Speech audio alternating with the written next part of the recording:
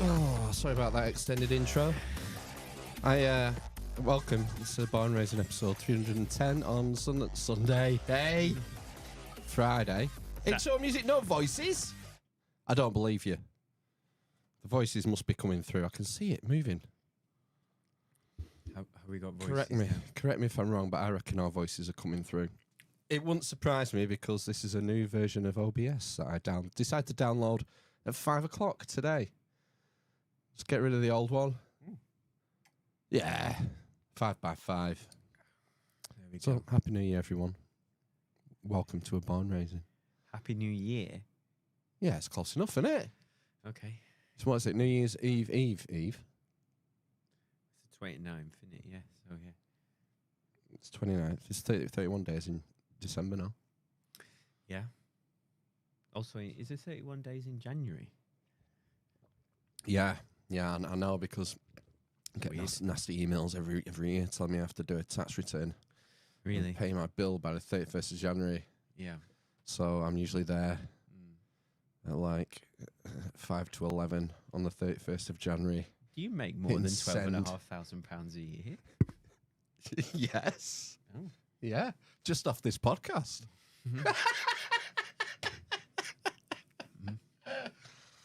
Yeah. So I know there's definitely 31 days in January. I was going to say wet dreams. That's the wrong word. Sleepless nights would be more appropriate. You said you did it really quickly last year, didn't you? Yeah, do it in a day. In a day these days. 12 months of bookkeeping and a tax return online. Mm. You do it in about 8 hours. Right. Okay.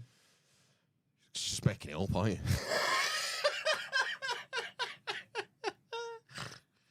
Not really, if you're listening. No. Who's Chancellor now, anyway? Don't know. Oh, it's the boring guy. It's fucking Jeremy Irons, isn't it? Yeah. Is it Yeah. Jeremy Irons? It is Jeremy Irons. Yeah. This year's budget will be as follows. I don't. That's not, 1 penny on air. Is that not what he does? I'm not really When he- feeling that When he accent. has his red book. I know, I've never done Jeremy Irons before. Mm. I'll tell you who does a good Jeremy Irons. Greg Proops. Do you remember Greg Proops? No. Whose Line Is It Anyway? Oh right. Okay. Stand-up improv. Like they don't tell them what all the fucking subjects are going to be in advance. Mm. That improv show from the 90s. That was hosted by Clive Anderson. It was, wasn't it? And it was Greg Proops, Ryan Stiles, Tony Slattery, Josie Darby? Josie Darby? No, she was like a Blue Peter presenter or a CBeebies presenter. I can't remember her name. English female comedian, Josie something. But lots of Canadians. Mm. English and Canadians, weren't there?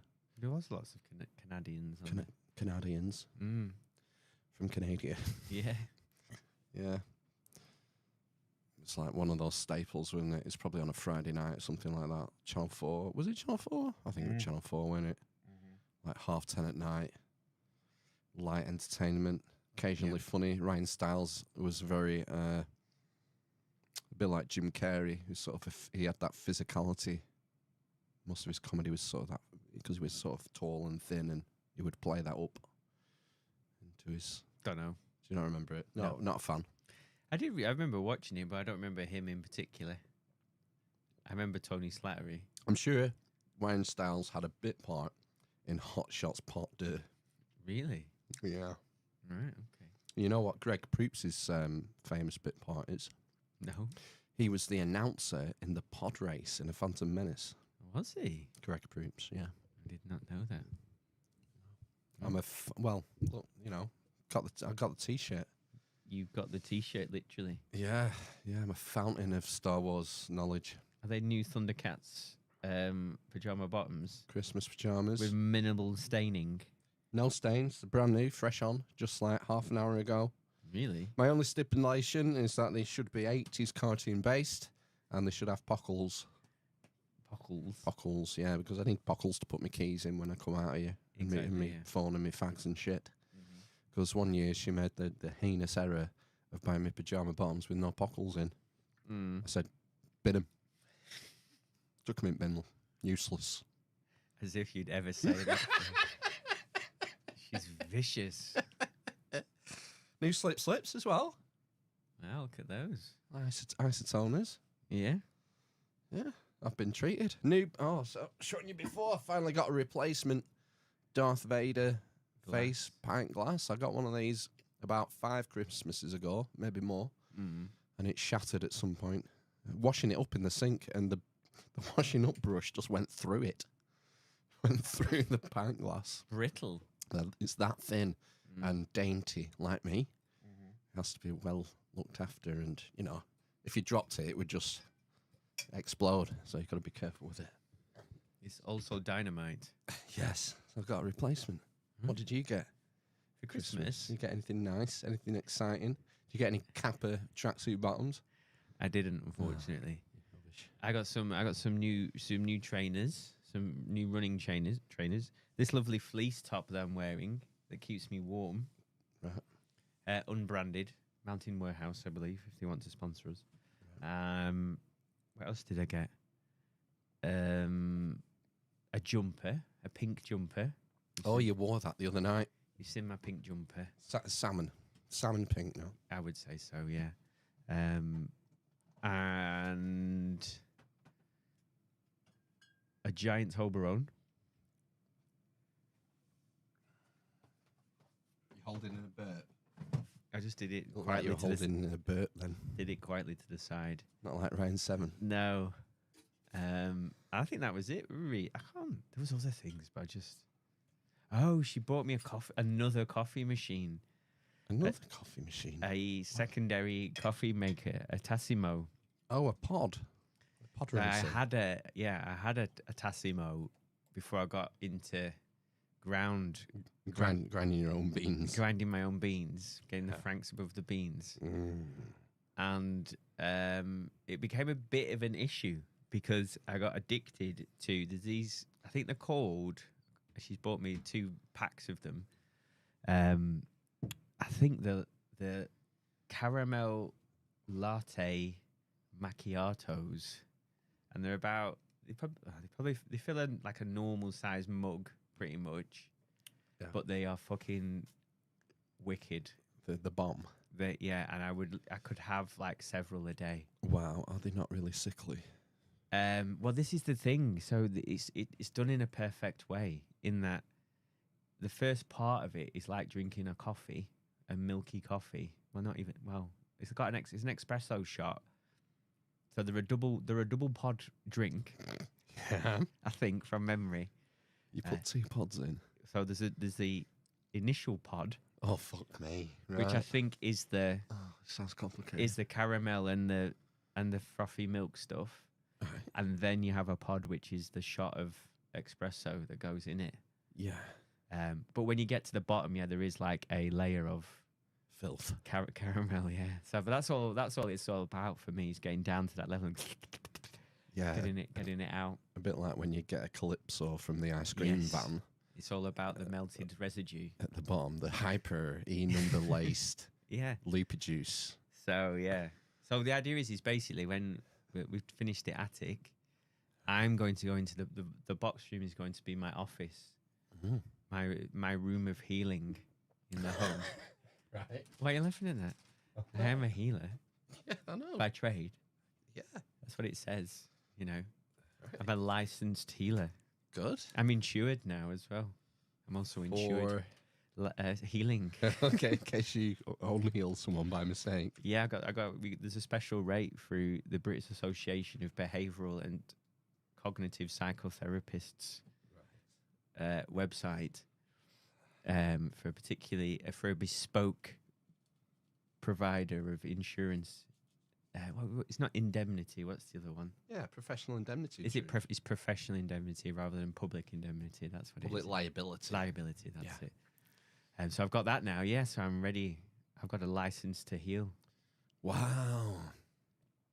So how do you get onto that? What's it got Oh, to do sorry, with yeah, coffee? because I'm going in. So the coffee machine is still in a box. I've put it into the attic now until my youngest moves out of the box room into one of the bigger bedrooms, and then I can put my coffee. That secondary coffee machine is going to be in my office.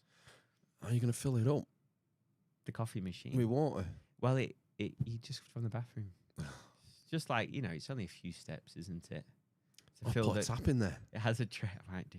I just could run it from underneath the Yeah. under the floor, couldn't Yeah. I? Really? And then there's an outside wall. Just whack an hole through outside wall. What for? A drain as well? Yeah. Could do, couldn't I? And then I could if I put a Then sink. you can clean yourself after each healing. You can, a moist towel to recover while you rebalance your chi, waiting for your next appointment. Might do. Or have a wank. Could do. Sam's Wow. saying I'm supposed to stir my macchiatos. Maybe that's what they do in the south. I like to enjoy mine as the separate layers, though, as it gets gradually better and better and better as you get down. How about you put your first pod in, cup A, and then you get your second pod with your caramel and espresso shot, cup B, and then instead of pouring them both into a cup C, just throw cup A out and just have the hard shit. No, because this is what you're forgetting, isn't it? This is what people are doing too often in their lives, What? which is they're not doing the hard work before you get the reward Really? of getting through the espresso and the milk water foam till you get to the tasty stuff at the bottom. You see, I've got to earn my macchiato caramel. Got you. Life is suffering. It is, isn't it? It's the nature of duality. You got it. Yes, we live in a polar realm. Exactly. You have to suffer that frothy water. The froth water that looks so appealing, but it's actually a bit watery. Would that caramel taste as good Exactly. if you hadn't suffered through the frothy water? Or if you'd just been drinking caramel pods. Yeah, you would get used to it. Exactly. There's no darkness without light. Exactly. Yeah. So I say to you, Sam, don't stare it and see where that gets you with your macchiato. Right. Yeah. Life hack. You heard it here first. Yeah, exactly. Life is suffering. Are they not mega dear, them pods, pod machines? They can be. But normally you can find them. I can't remember what they were, but they used to do deals every so often. And then you'd buy like 10 packs of them because they're like indestructible. Considering you can get like a ton weight bag of de Franken beans, de French beans for what, They're all right, them beans. £2.70 Yeah. for a massive. It's a like a bag kilo. of plaster. A kilo bag. Yeah, a kilo of beans. So I'm like halfway through a bag. So they've lasted a month, half a bag. Wow, really? I only have one a day and I push 2. And that's very rare that I'll have 2 a day. Gosh. Well, I get the half kilo bags normally from Lidl, and I probably go through 2 of them a week. Probably a kilo a week. A key a week. Probably. Wow. It's a bit like cocaine. Where UK is the number 2 cocaine using country in the world now. Is it? Yeah. Guess who's number 1? I thought it was the US. Australia. Is it? Yeah. Wow. I thought America would be. Oh, it'd be fentanyl in America, wouldn't it?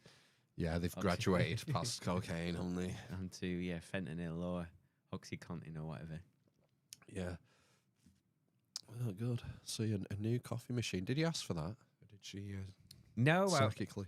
I was thinking I was dreaming about, because basically what I'm going to do in this box. So basically, we had a garage in our back garden, which some people from Burnley came on a flatbed and took to Burnley to do with what they will.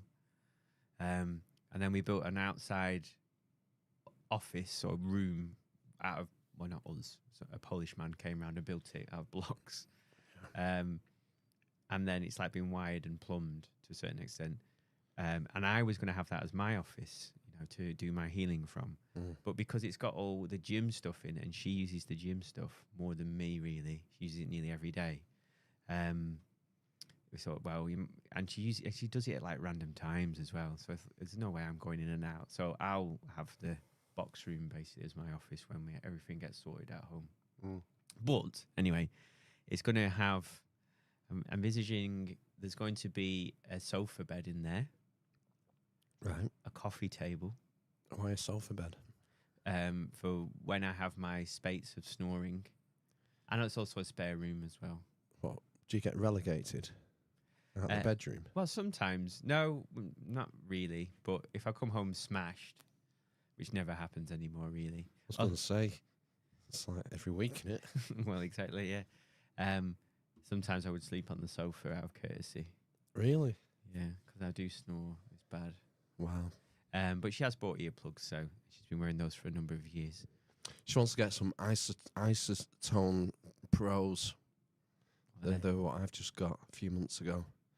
The wireless headphones. Oh. In-ear bud earbuds. Okay.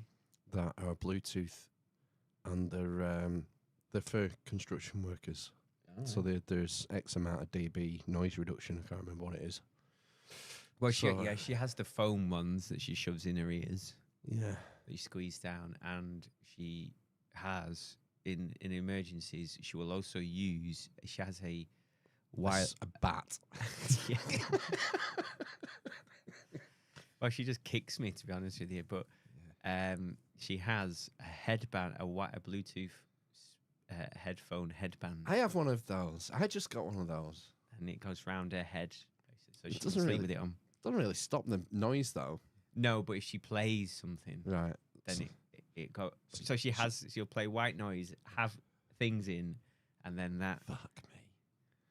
But she's a very light sleeper. I call her the princess and the pea. Yeah. It is like she's bad for sleeping, but she doesn't snore, so I don't know what it's like, do I? No, fair enough. Except I do wake myself up sometimes when I'm snoring, catch myself going.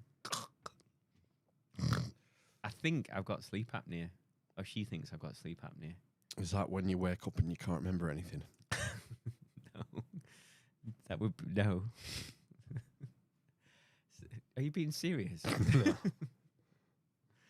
No, so she thinks that I stop breathing. Do that thing we go.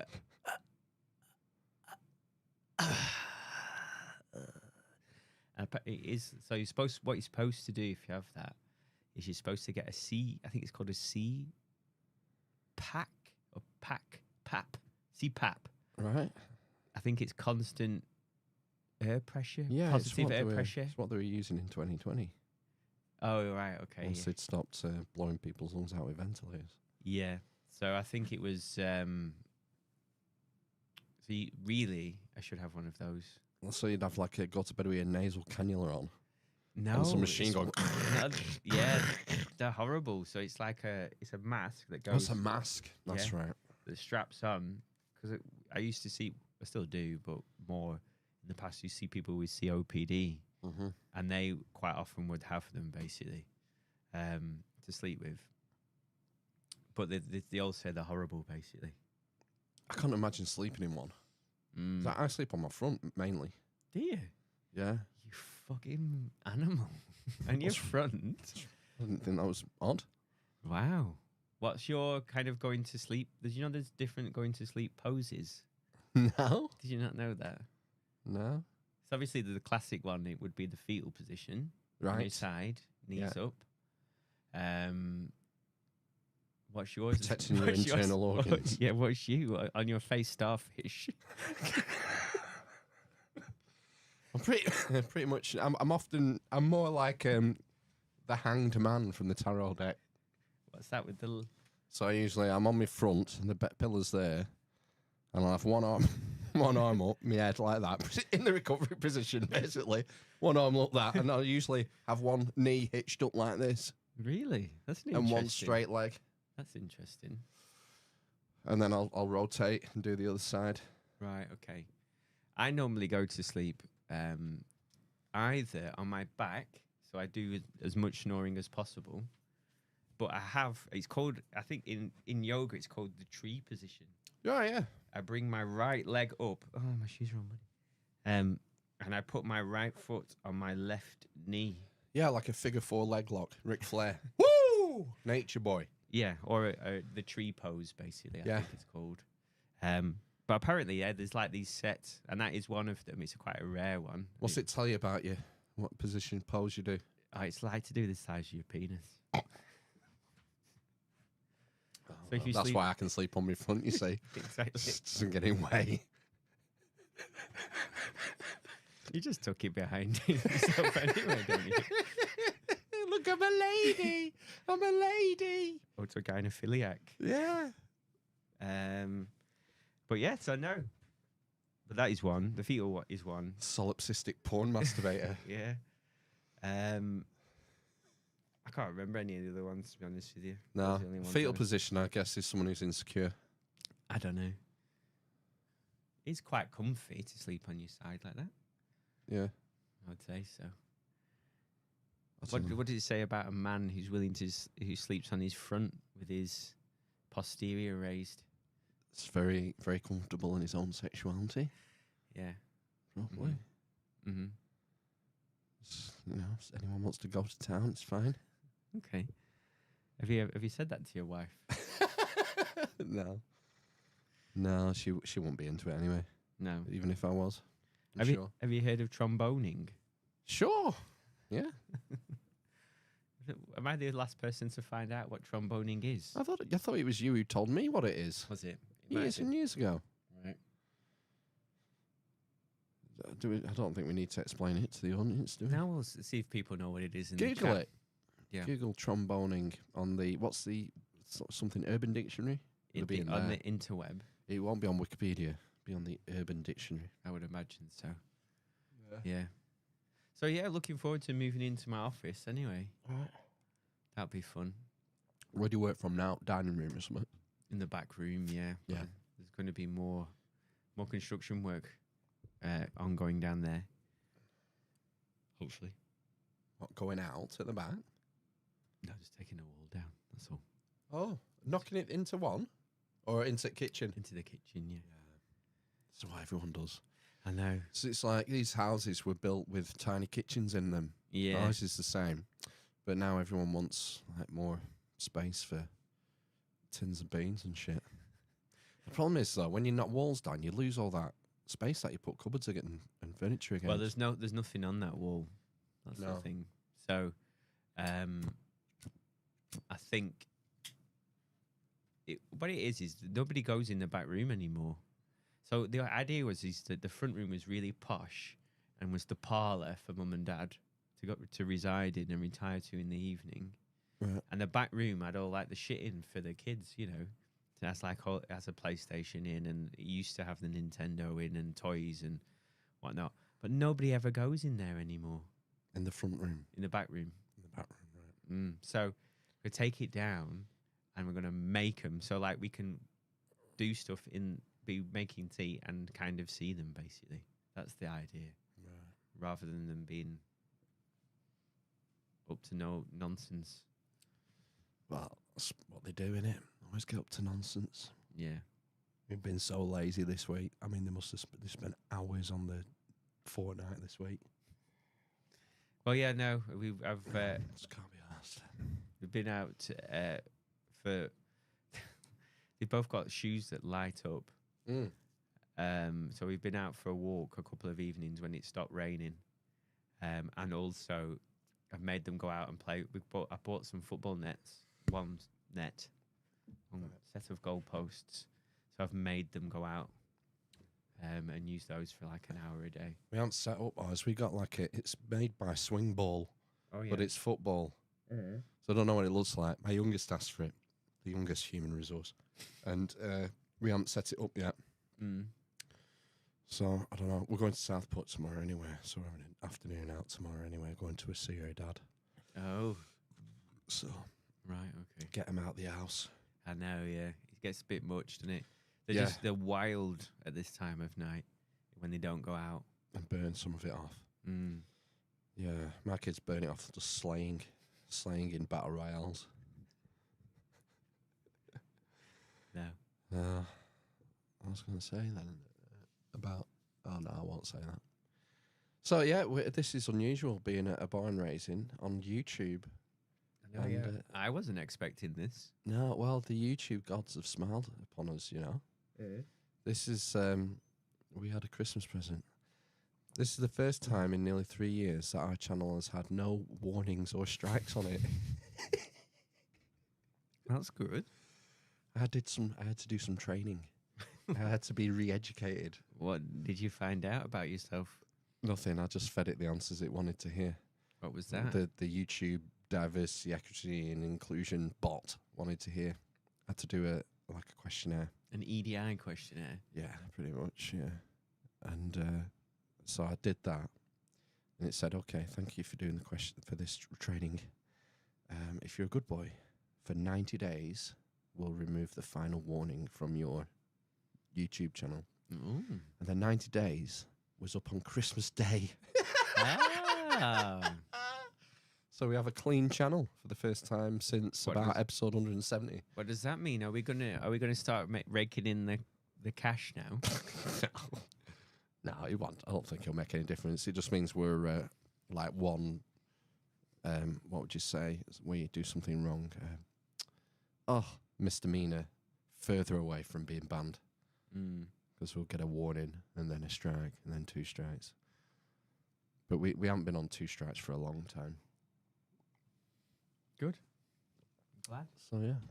So and plus I've got the new OBS version up and running, and I've been playing around with different streaming software. So I thought I'd just put it on YouTube as a test. But it's on Twitch, Rumble, and Facebook simultaneously. Wow. I said in the last newsletter that you might find us streaming somewhere you wouldn't expect in the new year. Right. And the platform in question is OnlyFans.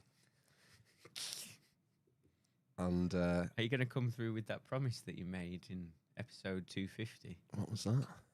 It's like you're going to set up an OnlyFans, weren't you? Oh, well, I got halfway in the process, and then it turns out, right, anyone who appears on your screen has to have a disclaimer photo ID signed, sent in to them. What do you mean? Any guest we had on would have to provide us with a photo ID signed, giving the consent, a waiver to appear on the site. Probably because there's just be a lot of dirty guys jerking over you. You see? Oh, so you got to prove that you're like 18. Yeah, and you have to give consent. Oh. So I sacked it off. So I'm not going to be on OnlyFans. I'm going to start Kick, though. Kick is a new up-and-coming streaming platform, Right. like Twitch. So I might start that for what it's worth. Okay. I can stream to pretty much anywhere simultaneously now with this new service called Airstream that we're using. It's just the chat that I need to work on, because Restream combines the chat from YouTube and Twitch here, so wherever you're watching and you type a message in, it comes up here on the screen and we can reply. So I'm just having to work out some gremlins with that, with the new streaming service, but I'll figure something out. Now that OBS has been updated and it's the newest, freshest piece of Shit. streaming shit, it gives me options with plugins and stuff. So With plumbers. Plumbers plugins. Mm. Yeah.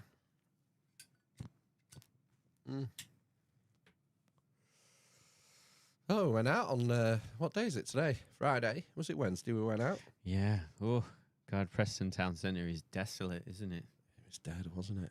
Absolutely dead. So there was one bar, pub or whatever, busy. That was that Hot Woods, wasn't it? Everybody was looked a bit. It was very loud, wasn't it? Very loud and dancey. I don't remember going in there. We didn't go in it. That's why Oh, we we walked walked past and past. said we can't go in It's there. too noisy. It's too noisy for us, yeah. And the Weatherspoons. So there's a Weatherspoons in Preston that's called 12 Tellers, which is in a bank, an old bank building. And at a certain time in the evening, maybe like 10 o'clock or something, it turns into a discotheque. Really? Yeah. Wow. So I'm just wondering, if anybody else knows of a Weatherspoons that turns into a discotheque at a certain time. So it has Most of them just turn into UFC, don't they? exactly, yeah. So we have An octagon. we have another Weatherspoons, don't we, on the other side of town, Yeah, the old man one. which is right next door, literally in the same building as the job centre. So you can get your money, sign on, and then go for a pint. All day breakfast. All day breakfast and a pint at 9 a.m. And that obviously does not turn into a discotheque. Do you remember when Weatherspoons first opened? It was supposed to be have no TV screens Right. and no music. Was it? Mm. I remember the no screens thing. Mm-hmm. This was part of their ideology, was it? Yeah. That this was going to be an old-fashioned pub Yes. with. I wonder what's the reason for not having screens. It's to dissuade football. To encourage drinking and to stop merriment. I think it was to encourage people to talk to each other, wasn't it? Because that was the idea of going to the pub. You were supposed to socialise rather than just sit there and watch telly. Go and up at TV. and now we just go put our phones. But I think most Weatherspoons now that I go into have Sky News or BBC News rolling news on mute with subtitles permanently on. Now, correct me if I'm wrong in the chat. Is that what they have in Weatherspoons? I'm pretty sure now. Well, the other one in the other end of town that doesn't turn into a discotheque. Right. I've not been in Weatherspoons for a long time. They have a thing now where they take on derelict, nice looking buildings. We've been doing it for quite a few years, to be fair.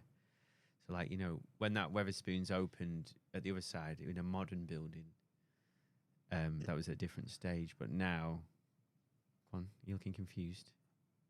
No, I'm not confused. I was thinking about the Great Fire of London. Sorry. Is that because there was something to do with the Weatherspoons chain? No, it's just the way these old buildings they tend to be very the stone. Tend to be old stone buildings. Yeah. Old banks and the big guild halls and Corn exchange. corn exchanges and all this lot. And when the Great Fire of London happened in 1666, they brought in, I think, 2 regulations. And one of them was that every new building had to be made of brick or stone. You need to get talking with my eldest. He's obsessed by the Great Fire of London. Right. He has a model of it in his bedroom that he A made. model of what? Like a Ravensburg? I don't know, like the guy. What was the guy called who allegedly started it? Fariner, was it? Thomas Fariner? I don't Pudding know. Lane, the baker? Yeah, the baker in Pudding Lane, and he's got. I think he's got it's a model of his house. You know, basically. a Frenchman was tried and hung for starting the fire. Good. But no one believed him. But they still tried him and hung him. right, He okay. confessed. He Right. confessed to starting the fire. But they think he was just depressed, basically. And he admitted to doing it like... He had the he melancholy. wanted to... literally the melancholy, yeah. Right. And wanted to kill himself. Death by state. So the Hung, state drawn, and quartered. killed him. I think it would just be hung in those days for that. 1600s. I don't know. Yeah, as far as I know, he was just hung. Right. When Ma- was maybe William I'm wrong. Wallace around then? He was hung, drawn, and quartered. Well, not long earlier, Guy Fawkes. Yeah. That's 60 years earlier. He was hung, drawn, and quartered. Mm. Yeah, but I don't know. Maybe. We were into the Enlightenment period then, were we? And we got rid of. Well, Christopher Wren, obviously. Exactly. Yeah. 1666 is the year Isaac Newton's Principia Mathematica was published. Obviously. Yeah. Samuel Pepys was... Keep stealing cheese. He was president of Royal Society. So the Royal Society existed because it was Charles the First who was sort of behind that. Well, not behind it. He patronised it. Yeah, patronised. He was a patron. He was the original patriarch. Ooh. Mm. Yeah, so it is. It's like the start of the Enlightenment, really, isn't it? Mm. I mean, some would argue it was that French guy, Descartes. Mm. Descartes. Yeah, slightly earlier, maybe. Descartes. I don't know. I thought Descartes was 1700s. No, Is it not? no, earlier. Duality. 17th century. Right. Yeah. So yeah, it was a bad time, that 1666, because it was plague as well. Yes. 1665 going into 1666, but it's kind of screwy with the timelines because topically, back then in England, New Year's Day was 25th of March.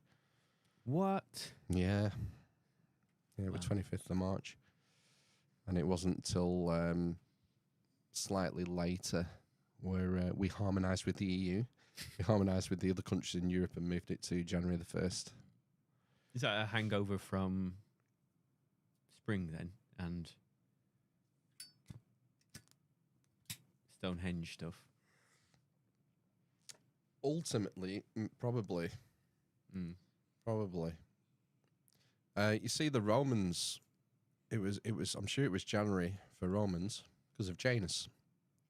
You know, one head looking back to the previous year, one head looking forward, and then somewhere screwy, something screwy happened, and it moved to Easter, March the 25th for the new year. Was that a Christian influence? I should know, but I can't say with any confidence. It's normally Easter time, that isn't it? Yeah. Which it seems a logical place to have the New Year start, doesn't it? The spring. It's the start of the agricultural year. Exactly. Yeah. So you start to sow, don't you? Yeah. After the last frost, hopefully. Yeah. So I don't know. It's really complicated, isn't it? How these things twist and turn over the eons, and they change in different places. Like I think it was maybe France and Spain. Oh, it must have been the Catholics. It must have been the Catholic Church. Because I'm pretty sure it was France and Spain who changed first back to the 1st of January. England's Protestant at this time, and we were holding out Yeah. to the 25th of March. So, yeah, maybe it was something to do with the Catholic Church that instigated the switch back to the 1st of January. Back to Roman Catholic Church, back to the Roman system. Mm. Maybe. I don't know. What do I know? What do we all know? Very little about what happened in the past. Very little to go off, haven't we? I mean, it helps with this period because you've got Samuel Pepys, who's a diarist. Well, the book I finished recently relies a lot on Samuel Peach's Princess Peach's diary. You relies a lot on Samuel's peaches. Yeah, and the other famous diarist, Evelyn. Is it John Evelyn, I think? Who wrote a lot of diaries at that time. Right. But yeah, we had the plague in the year before, 1665, which they reckon wiped out about 25% of London population. Mm-hmm. So I think population was about 500,000. Not a single headstone either. Why are you laughing? No, just mass graves, basically. I think there are headstones from then, but not before, maybe. Not for many before. Very convenient. Convenient, yeah. Hey, let's grab a shovel. Let's dig them up. We'll find them. Well, I'm pretty sure they find mass graves quite often when they're building stuff in London, don't they? Yeah, I would have thought so. Unless it's like it's a setup, sort of psyop. First thing happened when plague broke out is all the toffs knobbed off and the businessmen. Obviously. And That's so what I would do. Like David Geffen. Yeah. Let's go on your super yacht. I think the king went up to like Cambridge or somewhere, Nice. or Oxford. Mm. And that caused, because all the businesses, this might sound familiar, this. Because all the businesses were shut by order of the king, Mm. and the economy collapsed, people started starving. And there was abject poverty and deprivation of those sorts. There's like a secondary effect. Yeah, so even if you survived the plague, you had all this shit going on, and gosh. Then you have got the Anglo-Dutch War happening at the same time. Naval war, which we didn't come off so well in. I say we, like I was there. The English didn't come off so well in. We were probably in someone's nutsack in Ireland.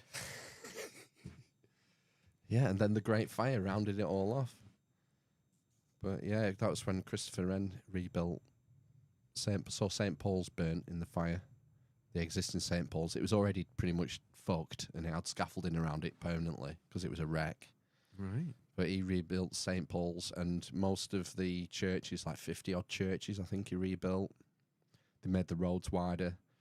Well, this is the big thing, isn't it? So apparently there are parts of London that are still medieval, but not very much. Because like most things that happen in Britain, they start off with because the idea wasn't it was to put it on a grid like Paris, basically, and they never finished it. Well, it wasn't feasible. So there was about 3 different guys who brought forward plans. Christopher Wren was one, another Royal Society member. Physicist Hook. Captain Hook. It was either Hook or Boyle. I think it might have been Boyle. And some other guy, they put plans forward to do that, to make it like a 15-minute scene, basically. So plan it out in a grid system and whatnot. And there was that much wrangling because they had these landowners and tenants and shopkeepers, and a lot of them, they didn't have written contracts. They had verbal agreements. A lot of their proof of any sort of contracts was torched. So they had to set up this commission to just go through all these cases and try to make sense of who owned what, where, and whatever. And then a lot of it was outside of the king's hands. So you'd have these guilds, the fucking fabric guild or whatever, who lost their exchange. They had sway over how their building was put back together. So it was quite loose, really. It pretty much went back how it was, except the main stipulations were they made the roads wider and any new buildings had to be made of brick and stone. And other than that, there wasn't because, I had this conception of Christopher Wren rebuilding London in his image and planning out the city. And didn't happen like that at all. He built St. Paul's and the churches and some of the other public buildings, but that were it. There weren't really any major planning, like it would be what they would like to do today with cities. The way they sort of knock down the tower blocks, kick everyone out, the undesirables who they don't want, so they can reform it in their own image. But yeah, wild time to be around. I know, yeah. Fucking hell, hard life back then. Anyway, compared to what we have today. Well, yeah. I mean, yeah. I think that's the other thing, isn't it, about in terms of the amount that you have now. And the other thing, I suppose, is about the amount of people that died from the plague. It's not necessarily from contracting it's a bacteria, isn't it? But it's about malnutrition more than anything. Yeah, weakened immune systems. So, if I think as well, had there not been a poor harvest around that time? I don't think so. No, maybe unless it was a long time, a few years before, but it was a hot year. So 1666 was a particularly hot year, which is why it's helped the fire. Oh. It was a dry summer, yeah. But Justinian plague, I think that's probably more applicable. I think that was during the cold period, wasn't it? Before the medieval warm period, there was a cold snap, wasn't there, around about the fall of Rome. Sort of 5th, 6th century, it went cold. The Dark Ages, the King Arthur myth, the land has turned to blight. We haven't seen the sun in 2 years, whatever. And that's when we had the Justinian plague. And there's, some people say that was an opportunistic bacterial infection, whatever, that took advantage of people's weakened immune systems, us peasants, It's like Samuel Pepys, I think he was 84. Was he? Yeah, I mean, you read all these people who were knocking about, the fairly wealthy guy, 78, 82, 84, you think, Well, I do think it was access. So the other thing as well is getting enough calories in, basically, to sustain yourself. The Keep type 'em warm. the type of industry that you would have been involved in, if any, and also, I can say the diet. Your diet's got to be a massive Yeah. component. I was going to think as well as was Yeah. alcohol consumption. Well, the thing is, pretty much everyone was drinking beer Well, yeah, because but the I water think was shit. I think coffee shops took off around this time, didn't they? Right. So you know that's the difference, isn't it? Or that I've heard between sort of Europe and Asia is, you know, one way to purify water is to boil it and make tea. So you know you boil. I assume. Well, who knows what would have happened? And the other way is a Brita, isn't it? Yeah, water filter. Yeah, my wife buys some dodgy filters off eBay. What's the point? I don't know. Jason McCrash in the chat saying the Little Ice Age is totally ignored when events of that time are looked at. Unfortunately, yeah, it's correct because there was one. I mean, the Little Ice. I think the Little Ice Age is commonly refers to the one in Victorian era, doesn't it? Where the Thames froze over every year, and they had markets on the River Thames and what. You can see the postcards and that. And it was coming out, ironically, coming out of that is where all the charts start on the global warming charts, isn't it? Coming out of the Little Ice Age. What's your baseline? Randolph would say. You know, what we're looking at here. What's your baseline for warming? I know that is. Can't we talk about this again? Talk about something else. It's fine. It's an What's that mean? what's the word? Infinitesimally. Infinitesimally. So tiny. Yeah. Amount of time, isn't it? 140 years. Oh, in the grand scheme of things, yeah. Yeah. Going back to, because all these charts, you always talk about warming since pre-industrial times. So you tend to go back to the 1850s, don't they? 1840s, 1850s. So less than 2 centuries. Yeah. Yeah, it's a weird scale. But don't say that because that makes you a heretic. And also Climate heretic. Also the scale on, you know, the peaks and the troughs. You have to really zoom in, don't you, to get that difference. Yeah. I mean, I just think it's all hubristic thinking that we can control the temperature, man. You know, through our actions. Don't worry.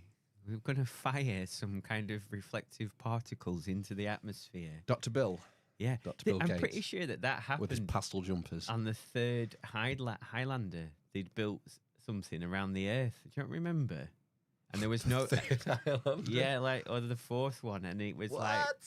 And I think it was a Dyson sphere, but it wasn't. It was like it was basically they'd built like an iron shield around the Earth, and it was permanently dark or something like that. I'm sure there was something like that in one of the Highlander films. I don't remember. I remember the third. I can vaguely remember it's the like third way off into the Highlander. future. Yeah, I can vaguely. The bad guy he looked like the guy from Prodigy. Yeah, maybe. But yeah, he looked like Dennis Rodman. Something like that. Something like that. What do you think about the remake? I Have you think heard anything about the Highlander remake? vaguely, but who's going to play the Scottish Spaniard? Scotland. Scotland. Scotland. The Scotland. I don't know. I'll do it. Well, yeah, you've got the accent for it, haven't you? Do they have to bring Ramirez back? Maybe they'll rather than doing a refresh, maybe they'll completely reboot it, like different story, same bones of the story. It's about a mortal head chase, But with a woman. Well, no, they've already named who McLeod's going to be. Who? Henry Cavill. Oh, right. Okay, that would be good. Henry Cavill's down. He's already signed. Right. Okay. Do you know who's directing? It's the guy who does the John Wick movies. John Witt. Yeah, John Witt. Does he He's mentioned in Samuel Does he Pepys. assassinate people with his jokes?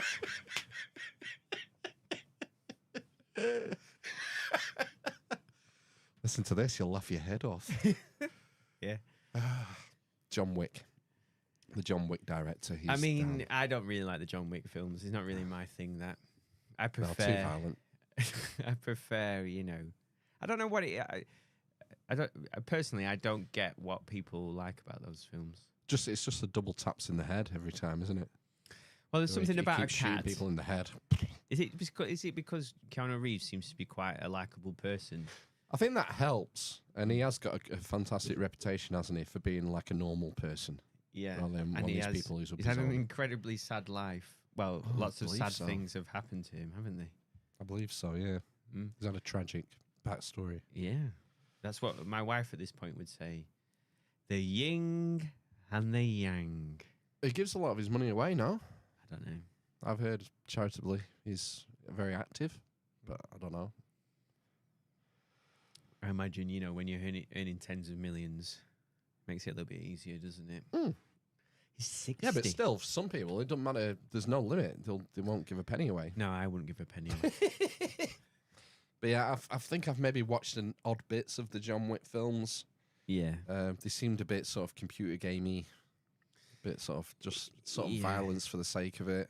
I think they were, when the first one came out, and this might be wrong, but I believe that it might have been like a bit of a pushback against like Marvel to a certain extent, where, action movies had been taken over by superhero movies in some kind of way. And this was like, it was like just almost like, it was like Cobra, basically, but without the writing. Right. Jason again in the chat. Guys near me see him riding his motorcycle in the hills of LA, and he's always super cool. Wants to chat about motorcycles, they say. Right. I can believe that. Yeah. Yeah, well, See if you can hit him up and get him on the podcast. Oh, God.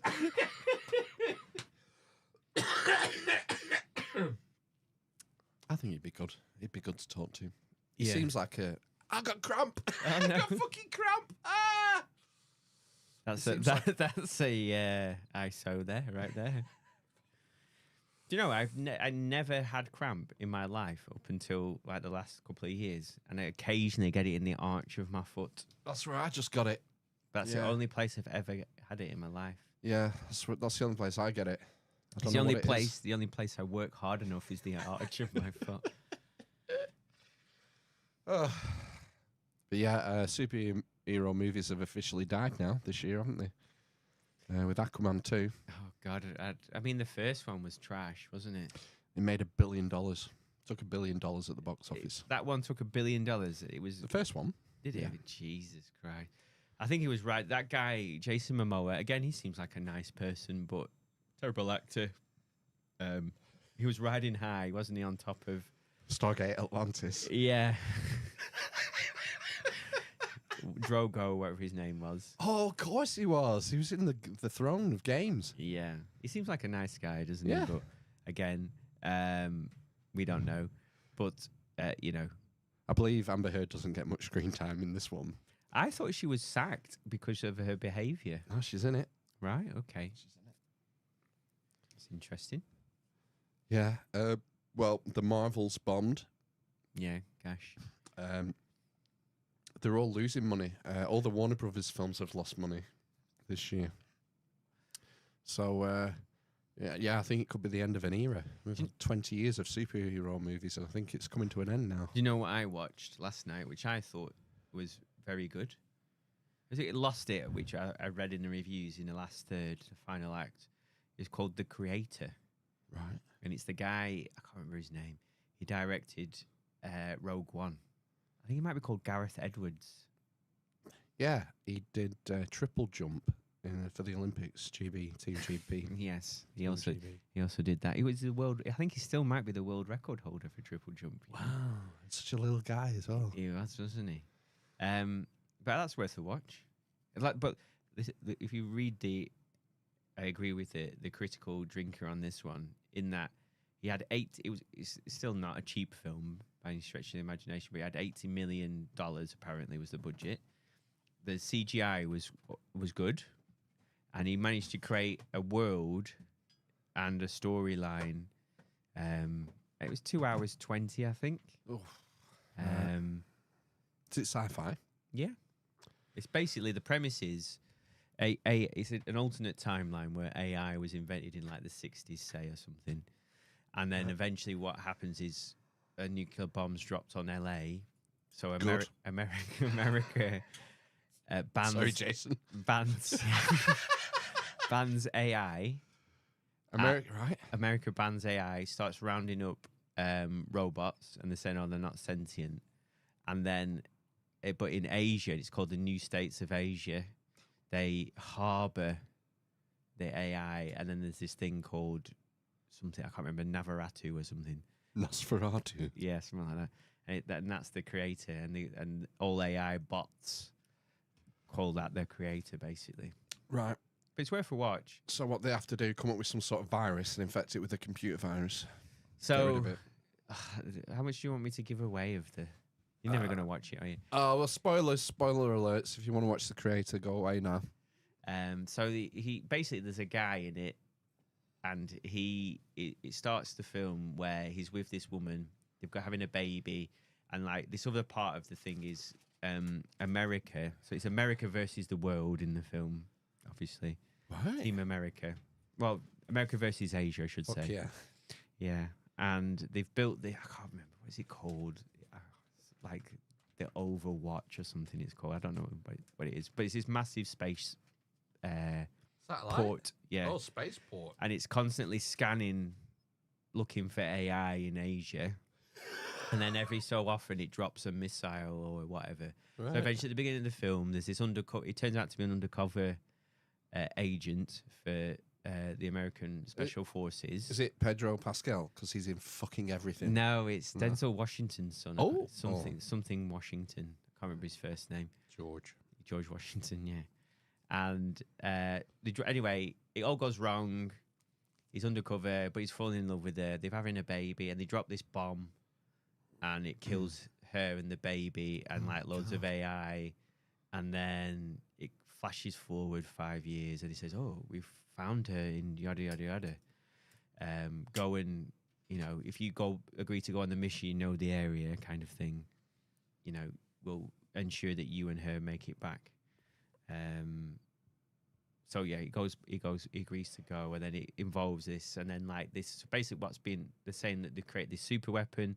Super weapon turns out to be a child. Golden child. Yeah, basically, who's an AI, obviously Sin. I can't remember what they called him. Sim. A synth. Yeah. Yeah, and then you could probably see this coming, but towards the end, you find out that the woman who's the person who's this legendary creator is this woman that he was in a relationship with. Wow. And he never knew.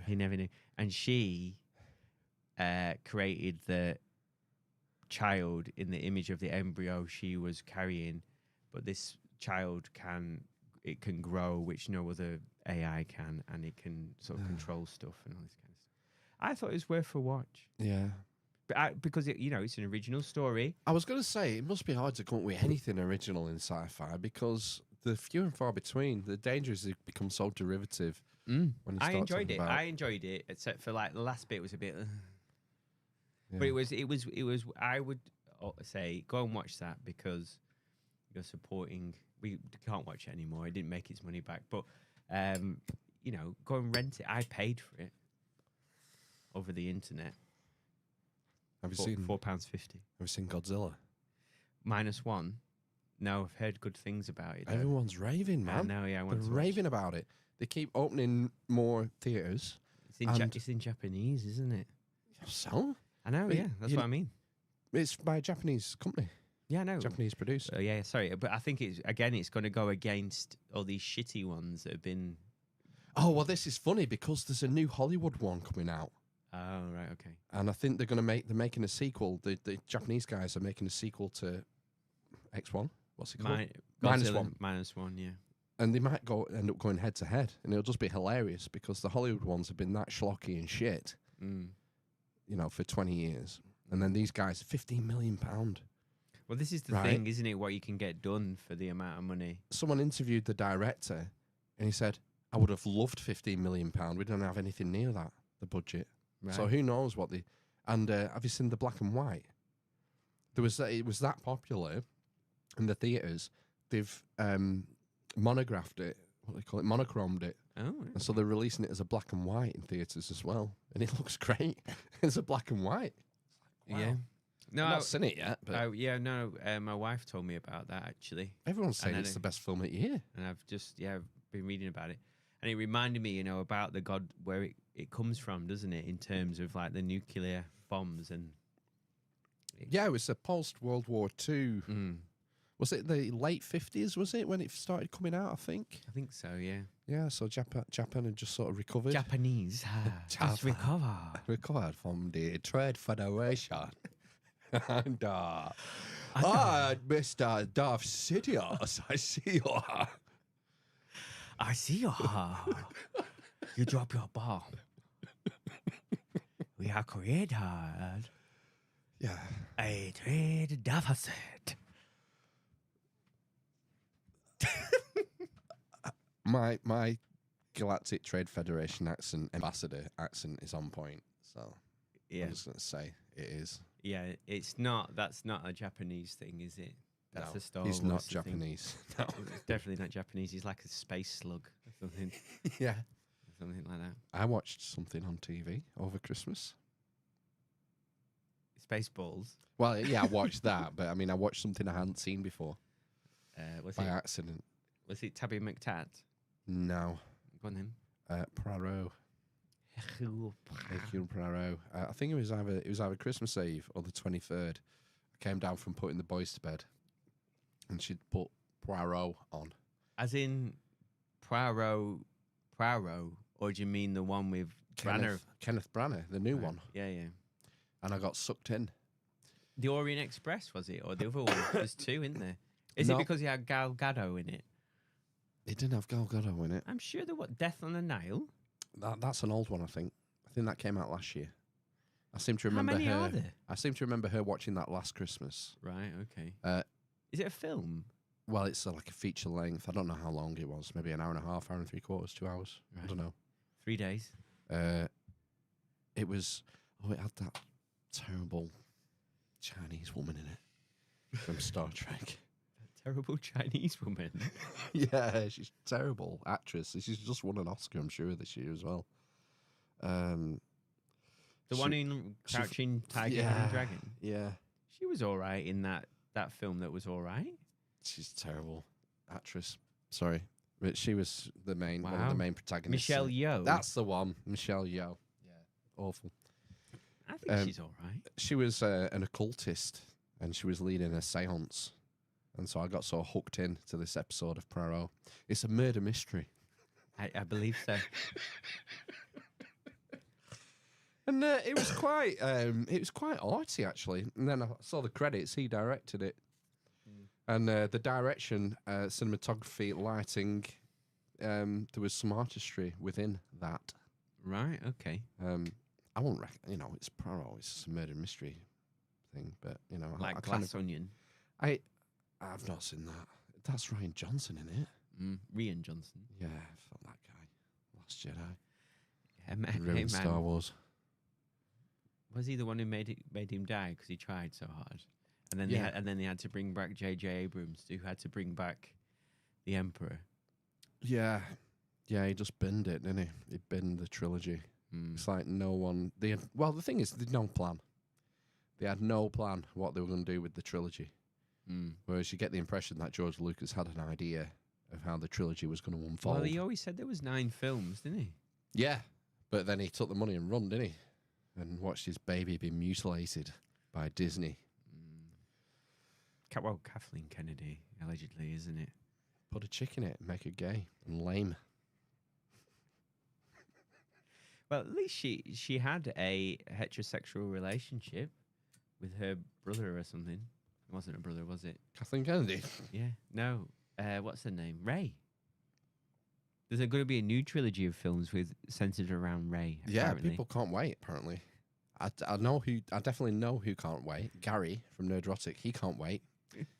Critical Drinker can't wait.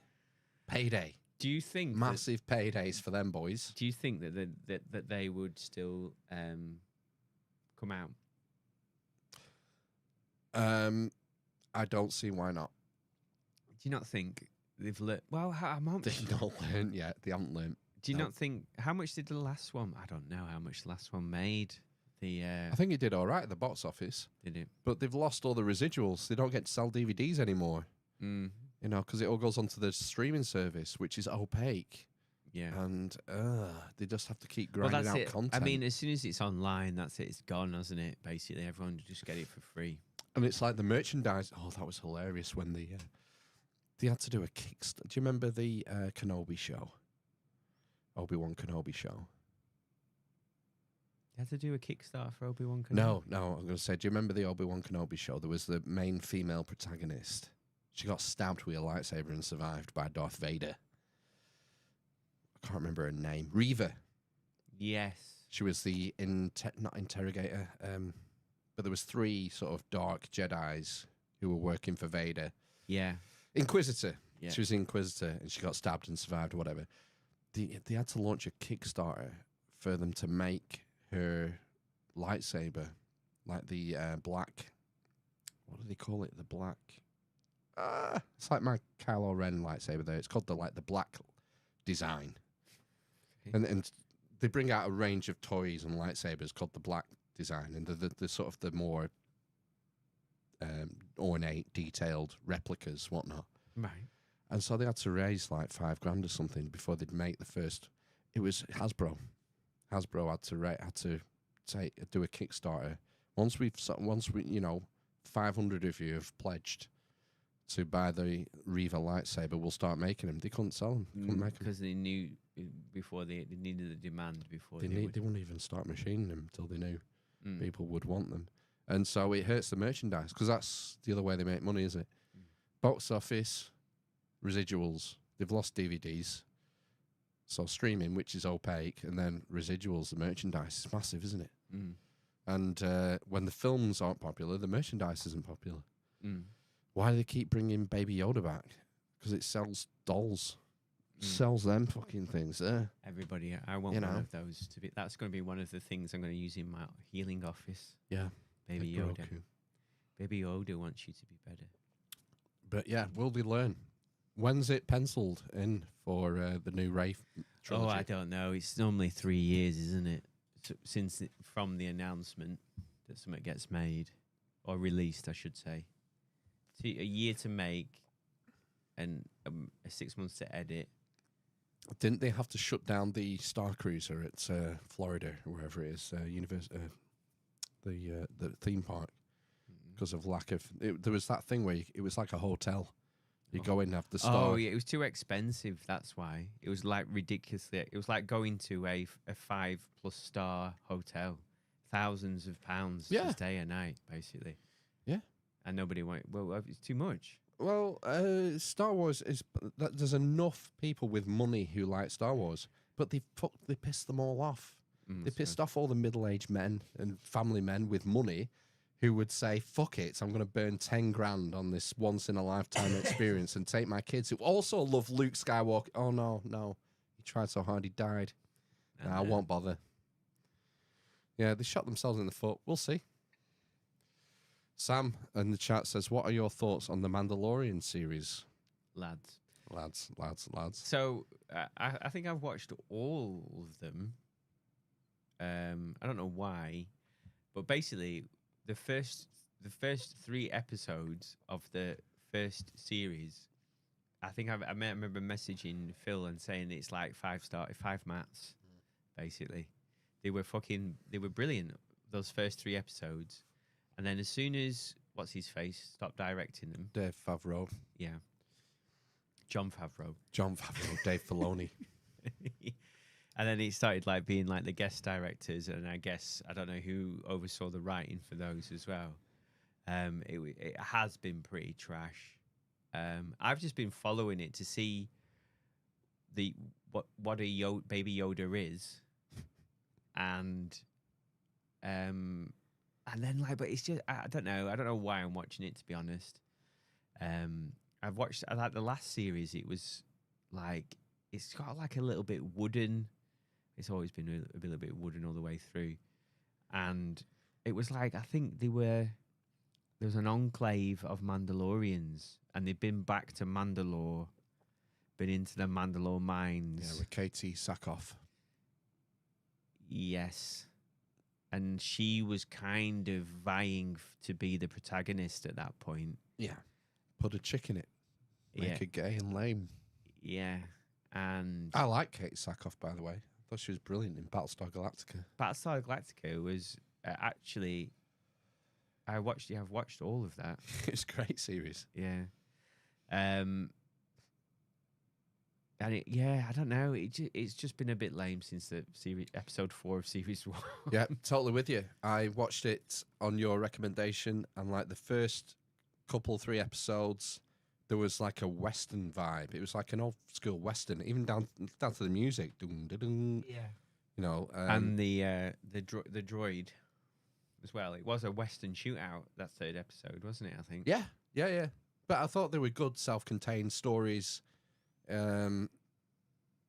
Each episode seemed to be self-contained, well done, but leading to something.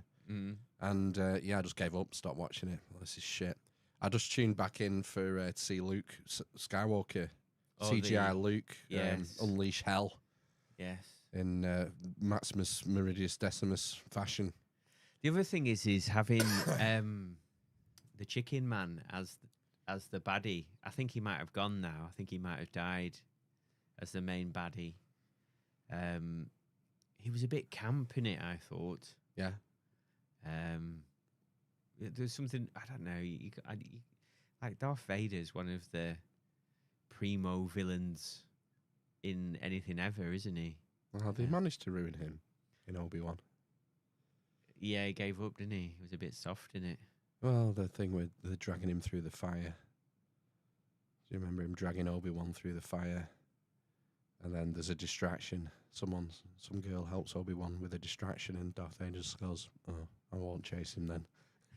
Can't jump over the fire. Can't jump over the fire. Can't force grab him. PTSD though, man. Yeah. That Obi-Wan series was fucking horrific. They properly emasculated him, didn't they? And like tore the guts out of it. Yeah. Because I remember years ago seeing that fan fiction trailer. Some guy on YouTube made a trailer for a fictitious Obi-Wan show, and it was incredible. It was moving, just watching it. It was him on Tatooine meditating and watching over the boy. I should watch over the boy. And then Disney got their hands on it and took it a different direction. Didn't work for me. They have to bring back Darth Vader at every opportunity. Yeah. Because the big bad. they know, it's recognition, and people wet their pants, they'll jizz, they'll cream themselves in the right fashion just by seeing Darth Vader. They did it with Ahsoka. But this is the thing. They could have done a thing, couldn't they, where like Obi-Wan, instead of losing his power, could have pulled the strings somehow in the background like he did all the way through the first film. Yeah. Did he ever really use his lightsaber? He never really used it. That was the whole point of it, wasn't it? There's mind tricks and that's diversion. What I mean. Exactly. So they could have done that for the entire series and then like had... Oh, hang on. He did chop the guy's arm off in the bar, in the cantina. Yeah, but it was very quick. What's that played again? He doesn't like you. Yeah. I don't like you either. Oh, watch your mouth, son. You're going to lose an arm. No. Yeah. Different time. It was the 70s. But yeah, you could have done it where it was like a stoic, I won't use my power. Well, I won't use physical force, maybe. Because that was the other thing.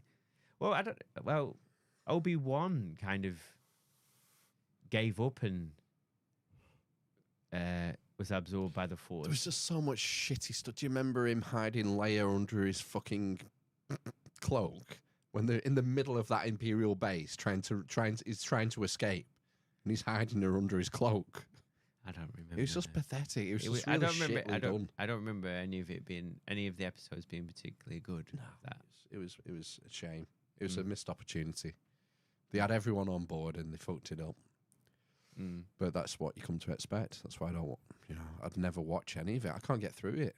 Can't get through it. I mean, it was a bit of a coup. Well, maybe not, because he probably just, offered him millions of dollars to have Ewan McGregor come back and do a TV show. Wasn't that his wife in Ahsoka as well? I don't know. Yeah, I've not watched pilot. that at all. Don't bother. I saw bits of it because No. she watched it. It was horrible. I can't watch it anymore. They brought Hayden Christensen back for that. Was he? Yeah, he was in it. As Darth Vader or? Both. Right, okay. Kind of. Yeah. Yeah, it's dead to me.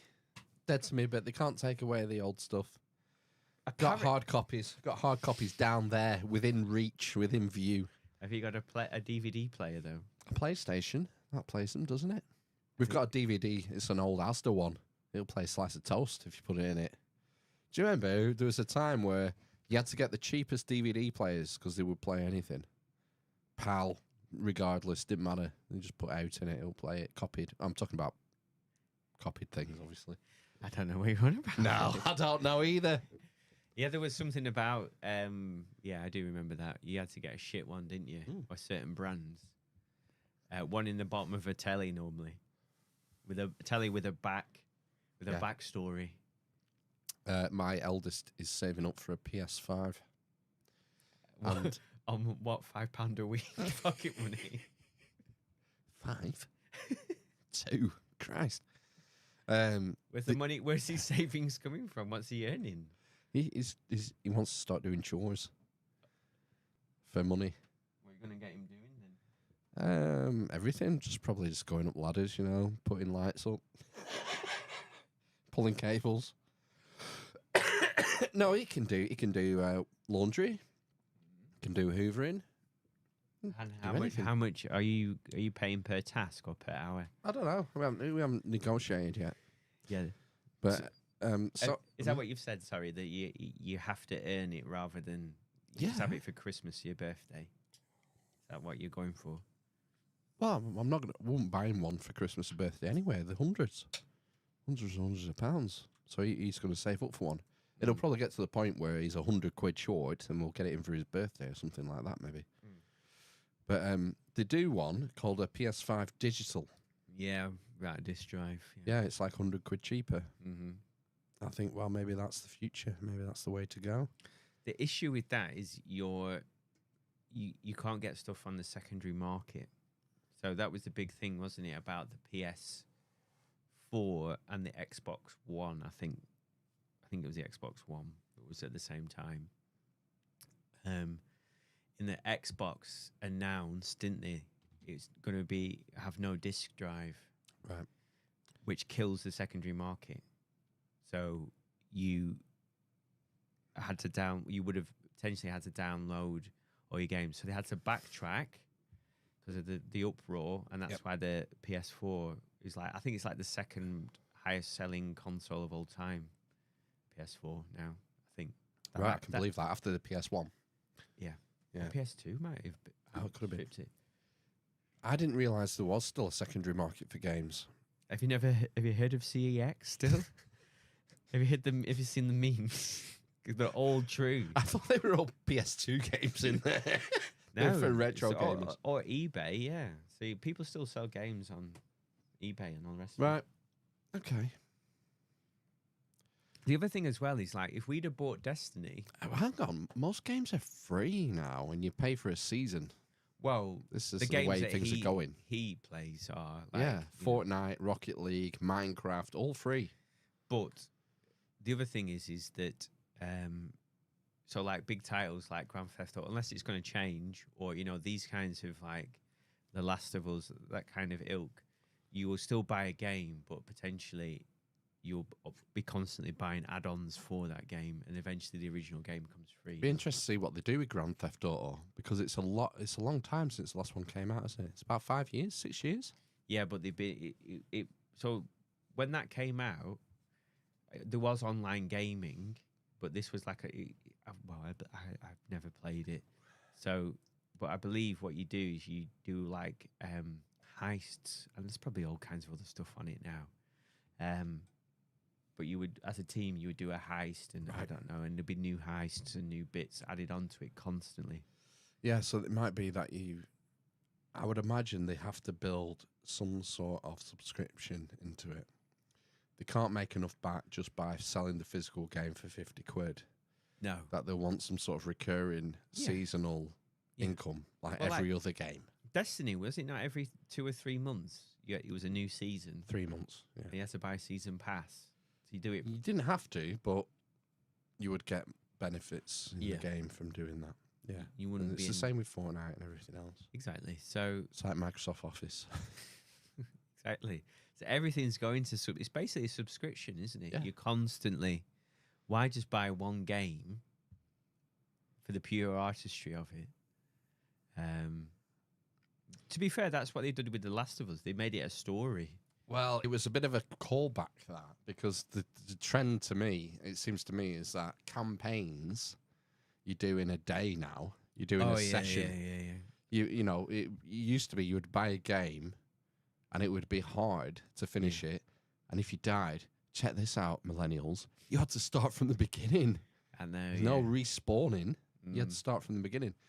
Whereas now, like, campaign modes take 4 hours to complete. I remember we got the last one of the Call of Duties yeah. like 5 years ago when we started gaming again. Well, one of them didn't have a Didn't campaign. have a campaign. Yeah. It was Anymore. all subscription online. Mhm. Yeah.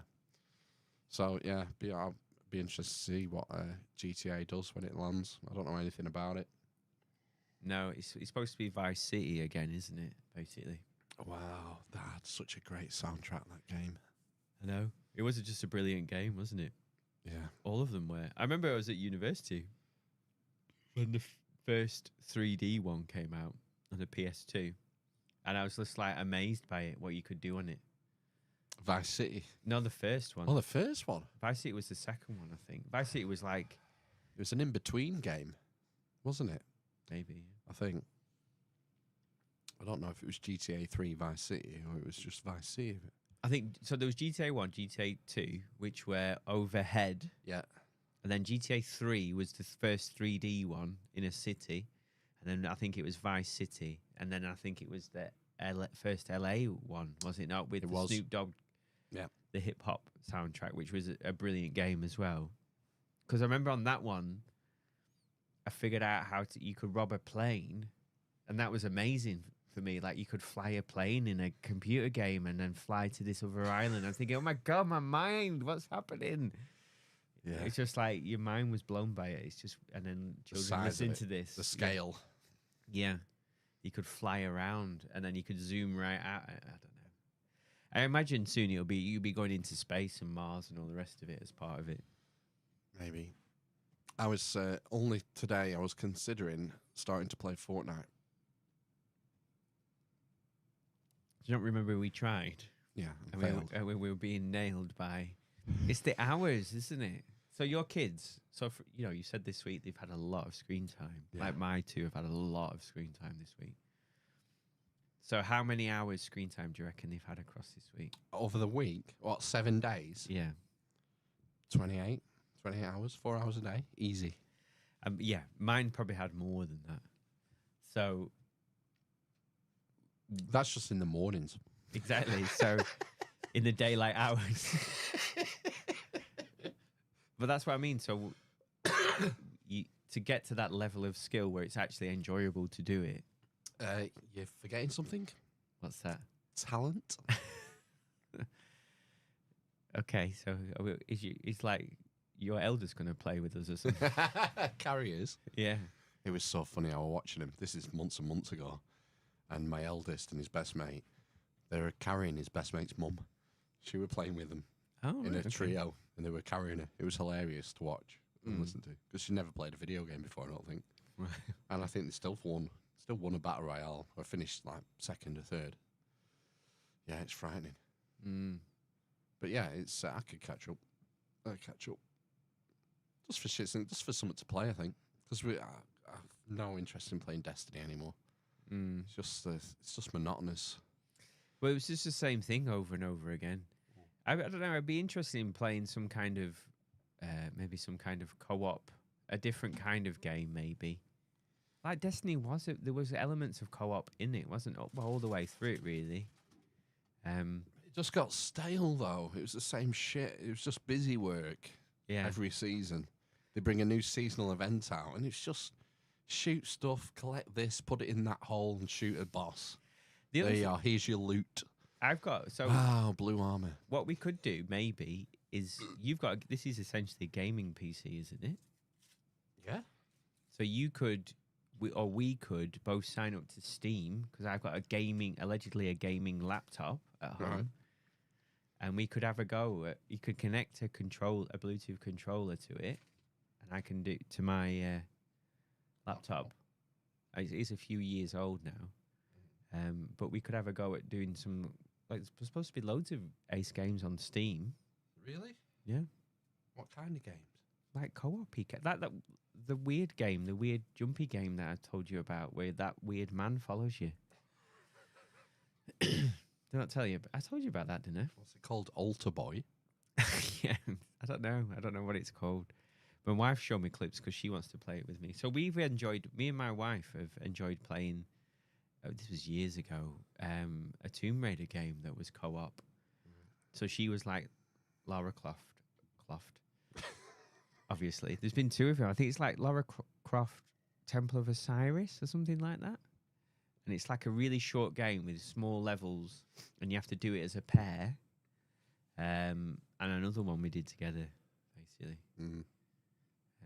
She's quite into it. The thing, I can't do platform games. Well, it's kind of a platform game. It used to be. I never got into them on the old PS2 or PS1. It was the kind of Tomb Raider. puzzles. There was puzzles as part of it, wasn't there? That sort of thing. Yeah. You had to like I pull can just stuff see and myself push stuff. throwing my controller at the TV. Mm. Yeah. Are you all about slaying with a sci-fi machine gun? Slaying and, clip that. I heard my eldest saying to his mate online, clip that. Because they were 4-2 down at Rocket League with like 15 seconds to go, and he scored two worldies. He's like, yeah, clip that. So, is he? You could play Rocket League. Yeah, is he?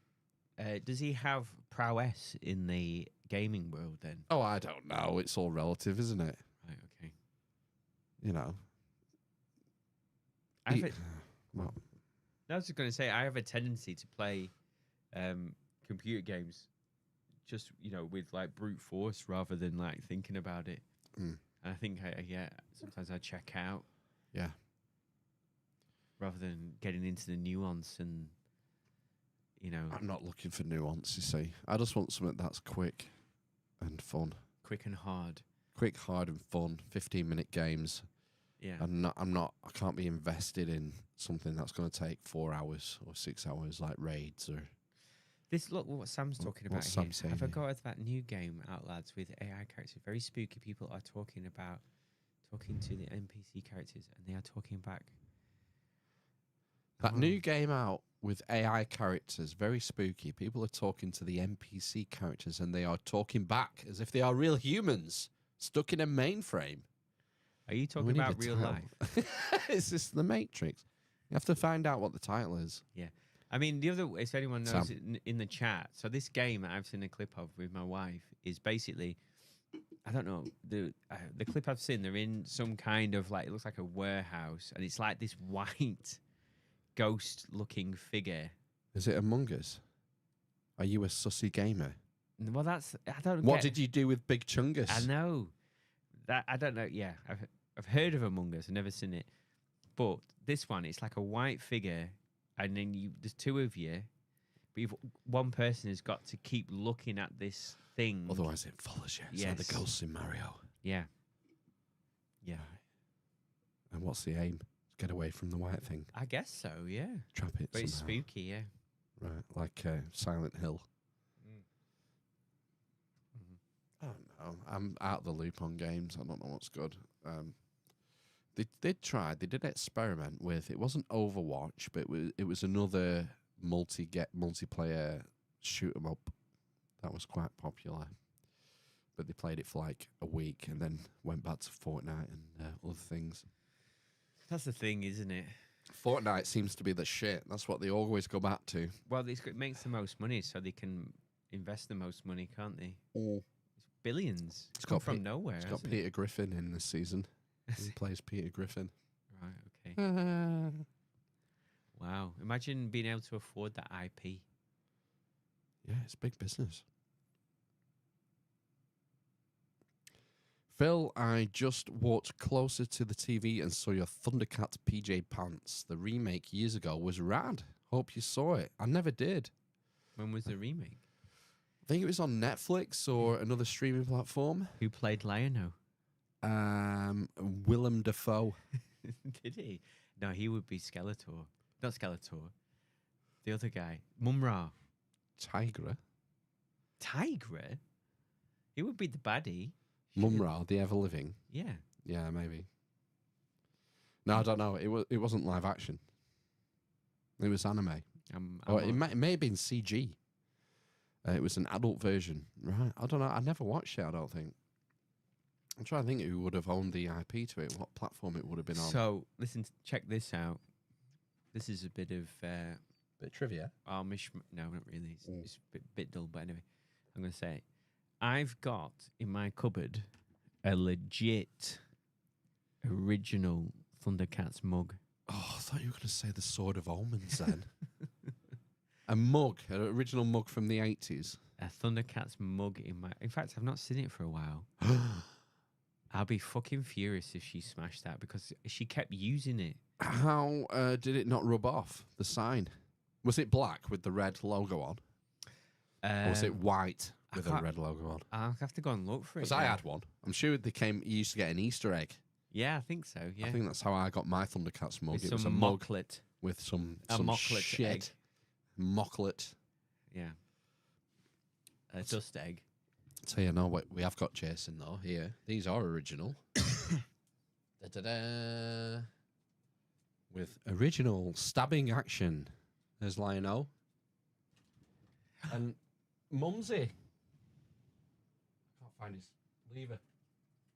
Yeah, the small boy down the road had the sword.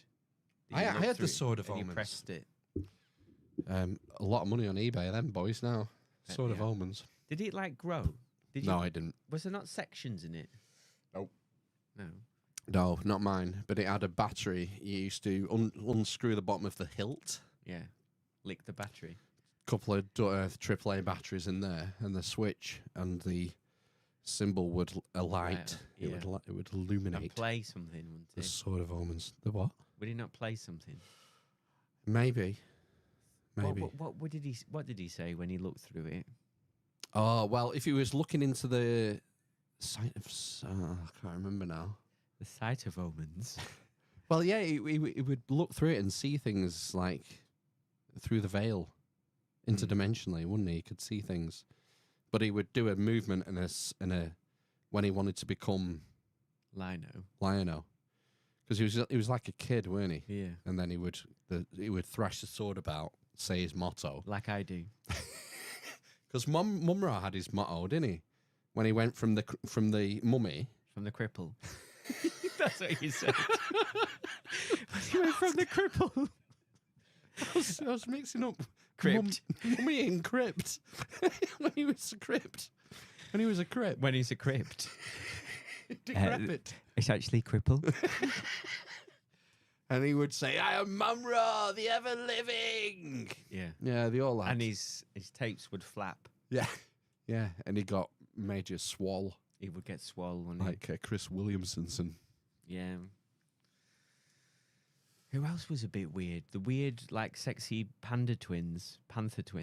Was there one called Panthro? Sexy. Panthro. Panthro was the mechanic with the bald head. Yeah. Who built everything. Was there not, like, Chitara? Chitara was these It's a sexy, jumpsuit. pointy-boobed. Yeah. Yeah, and then there was the twins who were like teenagers. And Snarf. Snarf. Yes. Do you remember Visionaries? Knights of the magical light, visionaries with magical powers they fight. Na na na na. I'm going to take that as a yes. Yeah. Again, the friend had the Visionaries with the holograms, the holographic staffs. Yep. Well, this is how I worked out that Christmas was fake and gay. Right? Because I raided my mum and dad's cupboard. You went past the accoutrement.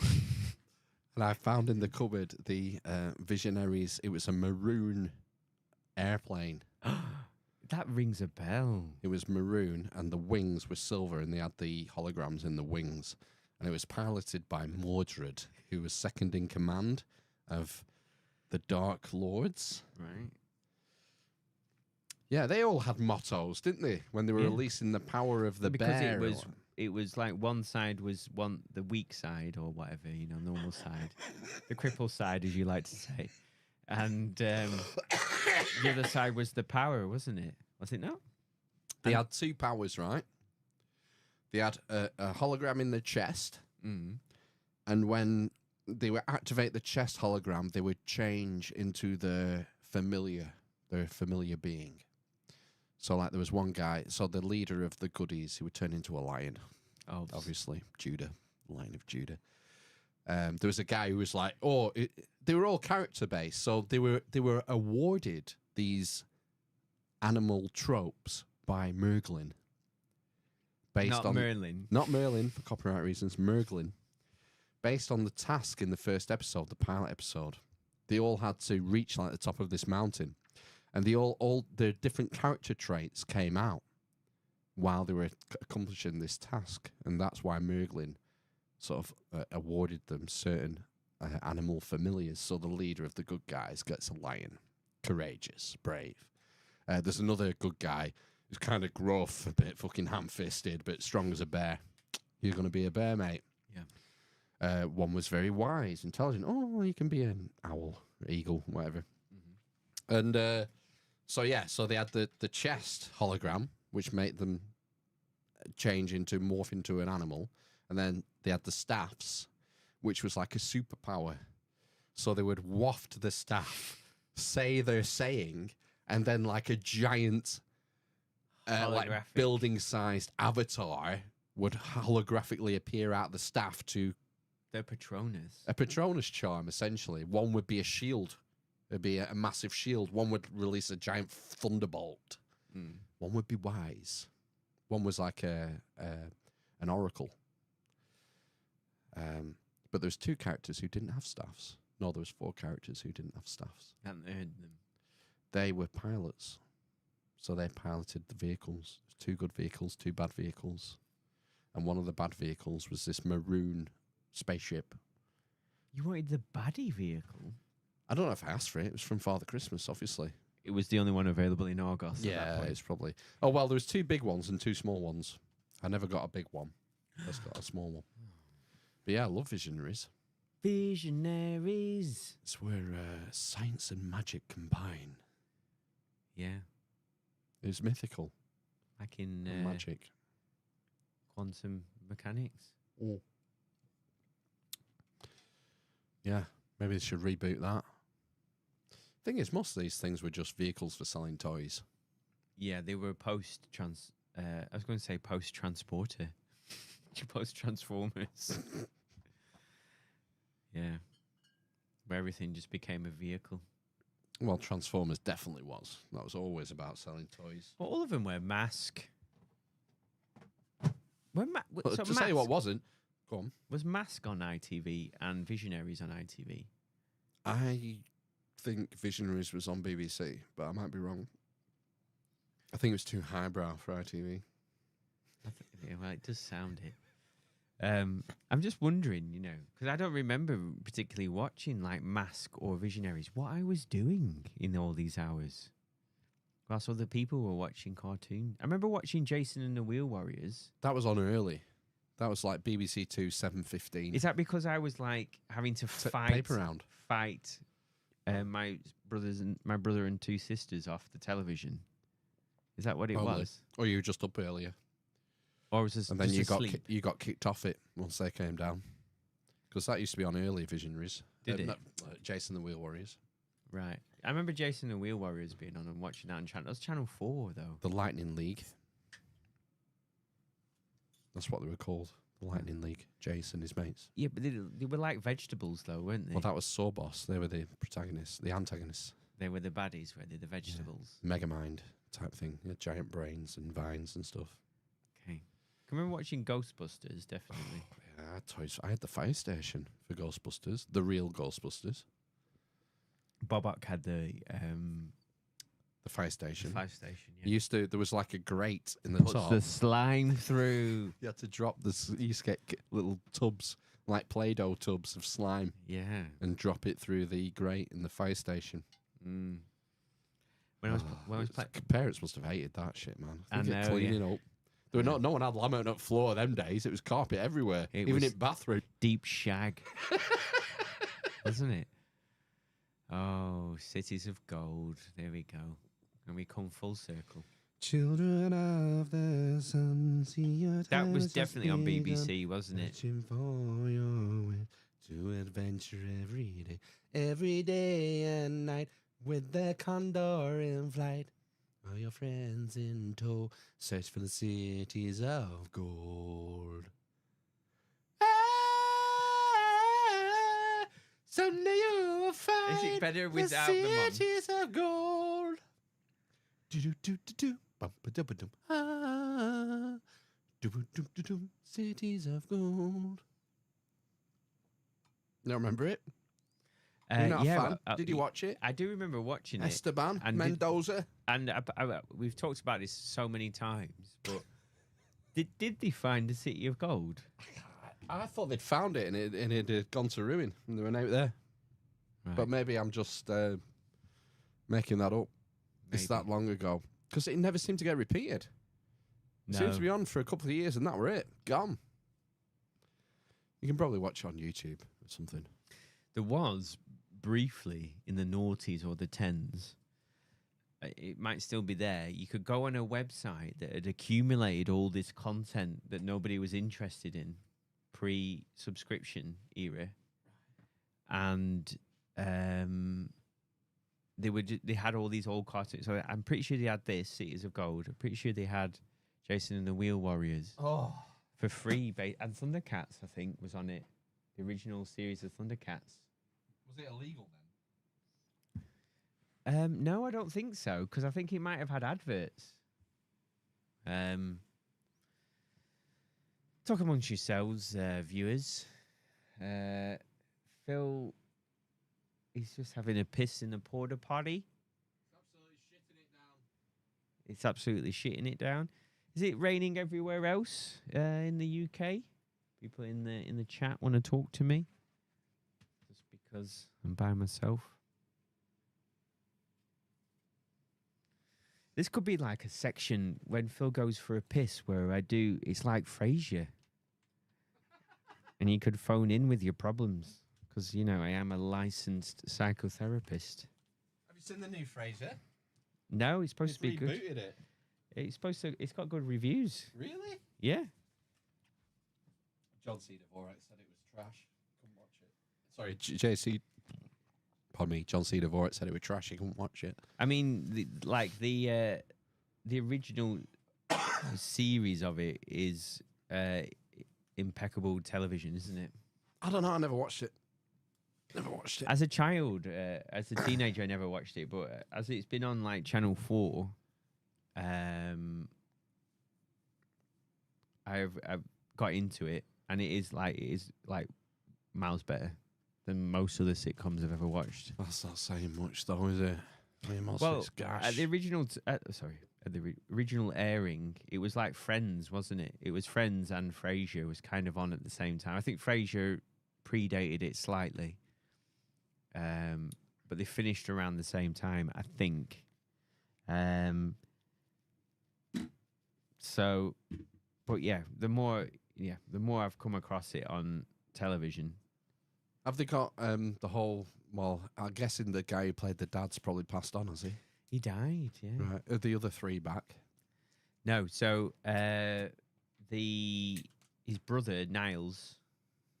I don't think they've written him out of it. I think they were probably hoping that he would return at a later date. So it's him. I think Roz makes an appearance. Right. His love interest. Yeah, I think the carer's not in it. Whatever her name is. Jane, was it? The Jane Ma- English actress, It was- Jane it was something. was she supposed to be Yorkshire, no? Or Lancashire? Her accent, though, it was supposed to be like from. Where did she say? Said she was from Manchester, didn't she? I Right. think. Well, it's a northern accent, isn't it? Yeah, but it wasn't, and it wasn't correct for the area. And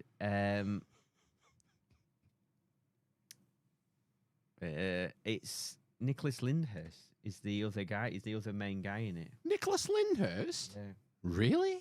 yeah. Wow. So the idea is, That's out of left field. I know. Yeah. Apparently, he met him when he was doing a play. So he's like, Right. He's a bit of a crazy character, isn't he, Kelsey Grammer? Yeah. Have you heard about all the various weirdness that's gone on in his life? Yeah, yeah. Like his sister and brother or something being murdered, and Well, Nicholas Lyndhurst had personal tragedy as well. He lost his Yeah. son, didn't he, yeah, recently? yeah. I don't think he were murdered though. No. I think he was ill, wasn't he? Probably. I don't know. I'm not going to watch it, so it doesn't matter. I'm not gonna watch it either. It's on Paramount. It's not on Channel 4 for free Ah, in the morning. right. You know what Adam Curry calls AI? I think it's Adam Curry who I first heard this from. Mm. SI, simulated intelligence. Yeah, that's a better idea, isn't I think it's more apt, more accurate.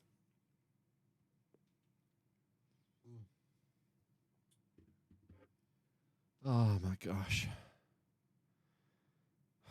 Is there any other 80s cartoons we haven't done? Just trying to think what I used to watch in the morning. No. The only other thing I can remember watching is some kind of baking program with Cheryl Baker on a Saturday morning. I'm sure I've not dreamt that. As part of what? Like going live? Did she have a segment on going live or No, something? before it came up. Yeah. Going live? Yeah. With Scoff and Sarah Green? So I used to come down. Come down off like a buzz? So I was the first one up, obviously, because I was the youngest in the household, Yeah. as you can tell, because everyone babies me. And obviously, I used to put the gas fire on by myself with a match at 4 years old. Lie on the rug in front of the fire on a sheepskin. Press BBC One. Press it. There was no remotes back in these days. You had to physically press a button that pushed in. And 100% the telly was switched off. In fact, actually, I think the sockets didn't have switches in my house. They wouldn't have done in them days. So I had to plug it in. Why? Because they unplugged it at night? Yeah. Cracky, we never bothered. Oh, yeah. Everything was unplugged. Right. Even the fridge. We didn't bother. What? Because electric bill? Yeah. Oh, we never bothered. Used to rig the meter. My dad, I remember this. Because I feel this now, actually. My dad used to get sweats Yeah. if someone knocks at the door. No, they used to... Don't answer it! Don't answer it! What are you doing under the stairs, Dad? So, my dad worked for British Rail from 1950 something until like the mid to late 90s, and this is the only place these things could have come from. There was these stickers that said, I can't remember what they said exactly, but it essentially said, turn the light off to save money or something like that. So it must have been like a British Rail initiative Right. that they sent out all these stickers to stations everywhere because he figured out if you turn, one light off in 1,000 stations or whatever, it would save X amount of money or whatever. So they were all over. So there was one on the... So we had a light switch at the bottom of the stairs and a light switch at the top of the stairs for the landing light. Yeah. And it must have just been permanently on, this light, because we all just left it on or whatever. And there was a sticker on it saying, turn this off to save money or whatever. But there was just those stickers everywhere on light switches all over the house. I do it. I follow my kids around the house, turning the lights off. Where was I the other day? I was doing something. I don't know if I was working, maybe out in the office because they were off. And I could see the bedroom. I knew they were all in the front room. The lights on in the back room. The lights on in my eldest, because I can see his bedroom from the back. The kitchen's lights on. Nobody's in there. They're LEDs now in there. But I just thought, come on, guys. No, it's a different attitude. I think the attitude is when it goes dark, every light in the house should be on. Yeah. Whereas, like, we were growing up, when I was growing up, it was like you turn the light on when you need it. Yeah. And when you go out the room, you turn it off. You don't constantly illuminate your house. My eldest,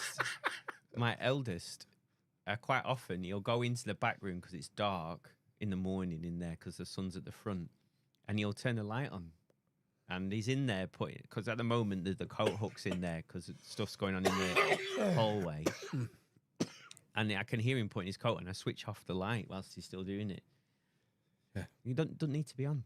No, don't need to be on. It's automatic. It's weird.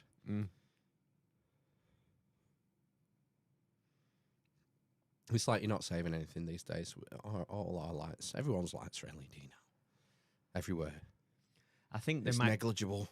I think there might be. Are they halogens in the back room? Maybe. Yeah, could be. Do you remember when? Oh my God! I went to get the Christmas tree out of my mum's loft.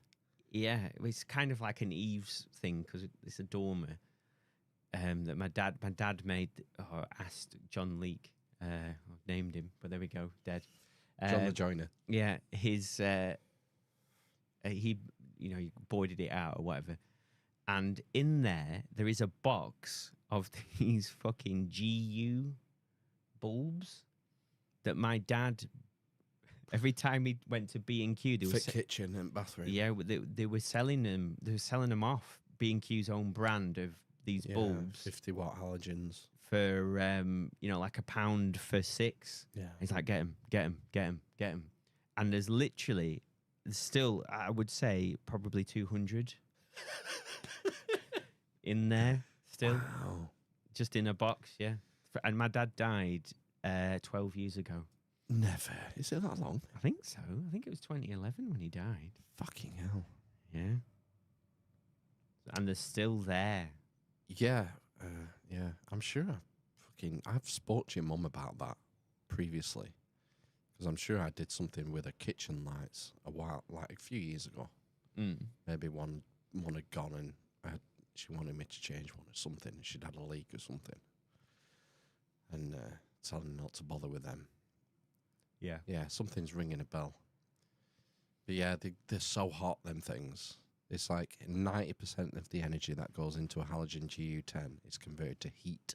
Yeah. And 10% is converted to light. Whereas with LEDs, it's the opposite. But there's LED bulbs and LED bulbs. Like you get your cheapo ones off Amazon and they might last a year or 2 years or something. But you get what you pay for. We've got some from AliExpress in our kitchen. Fuck me. With some silver wire. I don't know what the wire is in them. Is it steel? It's not real, is it? It's LED. It's made to look like a filament. No.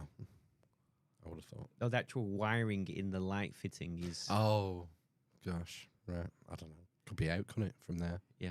When you were talking about going into your mum's loft, I thought you were going to be talking about dragging out some old fairy lights. Oh, no, we've got those, yes. That had a plug with two tiny green wires, so they never used to be earthed. My first electric shock was putting up my grand's Christmas tree when I was like 10. We've got those ones that you... Change the bulbs? Yeah, you can change the bulbs. I think we've got some spare bulbs for them still.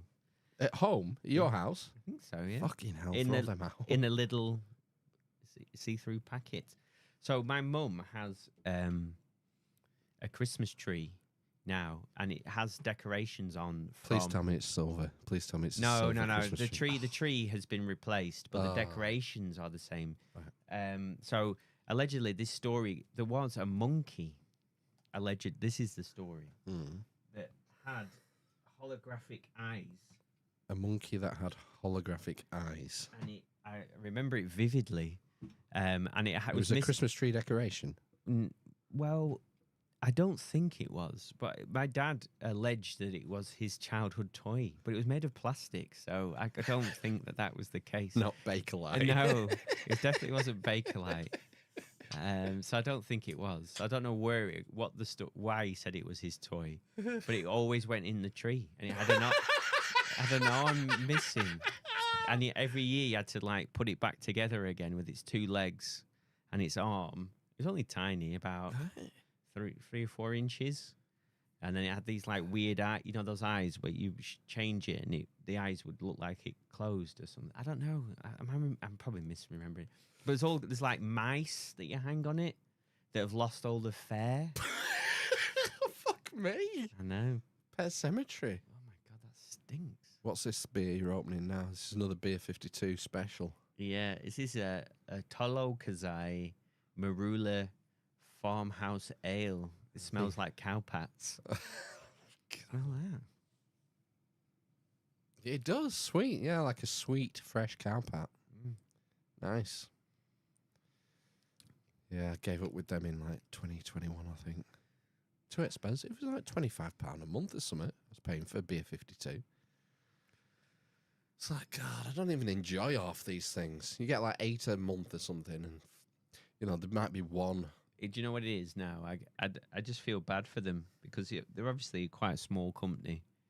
They're probably not. They're probably making millions, and it's 10. So they said they're in financial dire straits, and you can't get 8 anymore. You have to get 10, and it's 37 quid.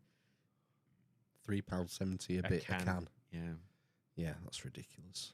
I know. I need to cancel it because these are ranked. Because the more I grow as a person, the more I just like to drink lager. To be honest with you. Oh dear, you know what we've missed here? What was the show where kids put a helmet on and walked around a maze? Nightmare. I've got a fucking nightmare. With a K. With a K. I've got a nightmare fridge magnet over there. Have you? Oh gosh, I'm gonna find it now, aren't I? That genuinely, this is why I think this is why I didn't watch ITV. It's not focusing. That looks like Jesus Christ. I love Jesus Christ. It's not Jesus. It's the Dungeon Master from Nightmare. Look at him. It was BBC. Oh, BBC, wasn't it? Was it BBC? I thought it was ITV Nightmare. Well, maybe I'm misremembering. I didn't pay much attention, but it was like the last show before Shit got real. Before News Round with Christian and Guru Murphy. Yeah. And Blue Peter. Yeah, I think it probably was ITV. It was such a hard game. No one did it. But hardly anyone did it. It was. I found it terrifying though. Yeah. It was scary. What is your quest?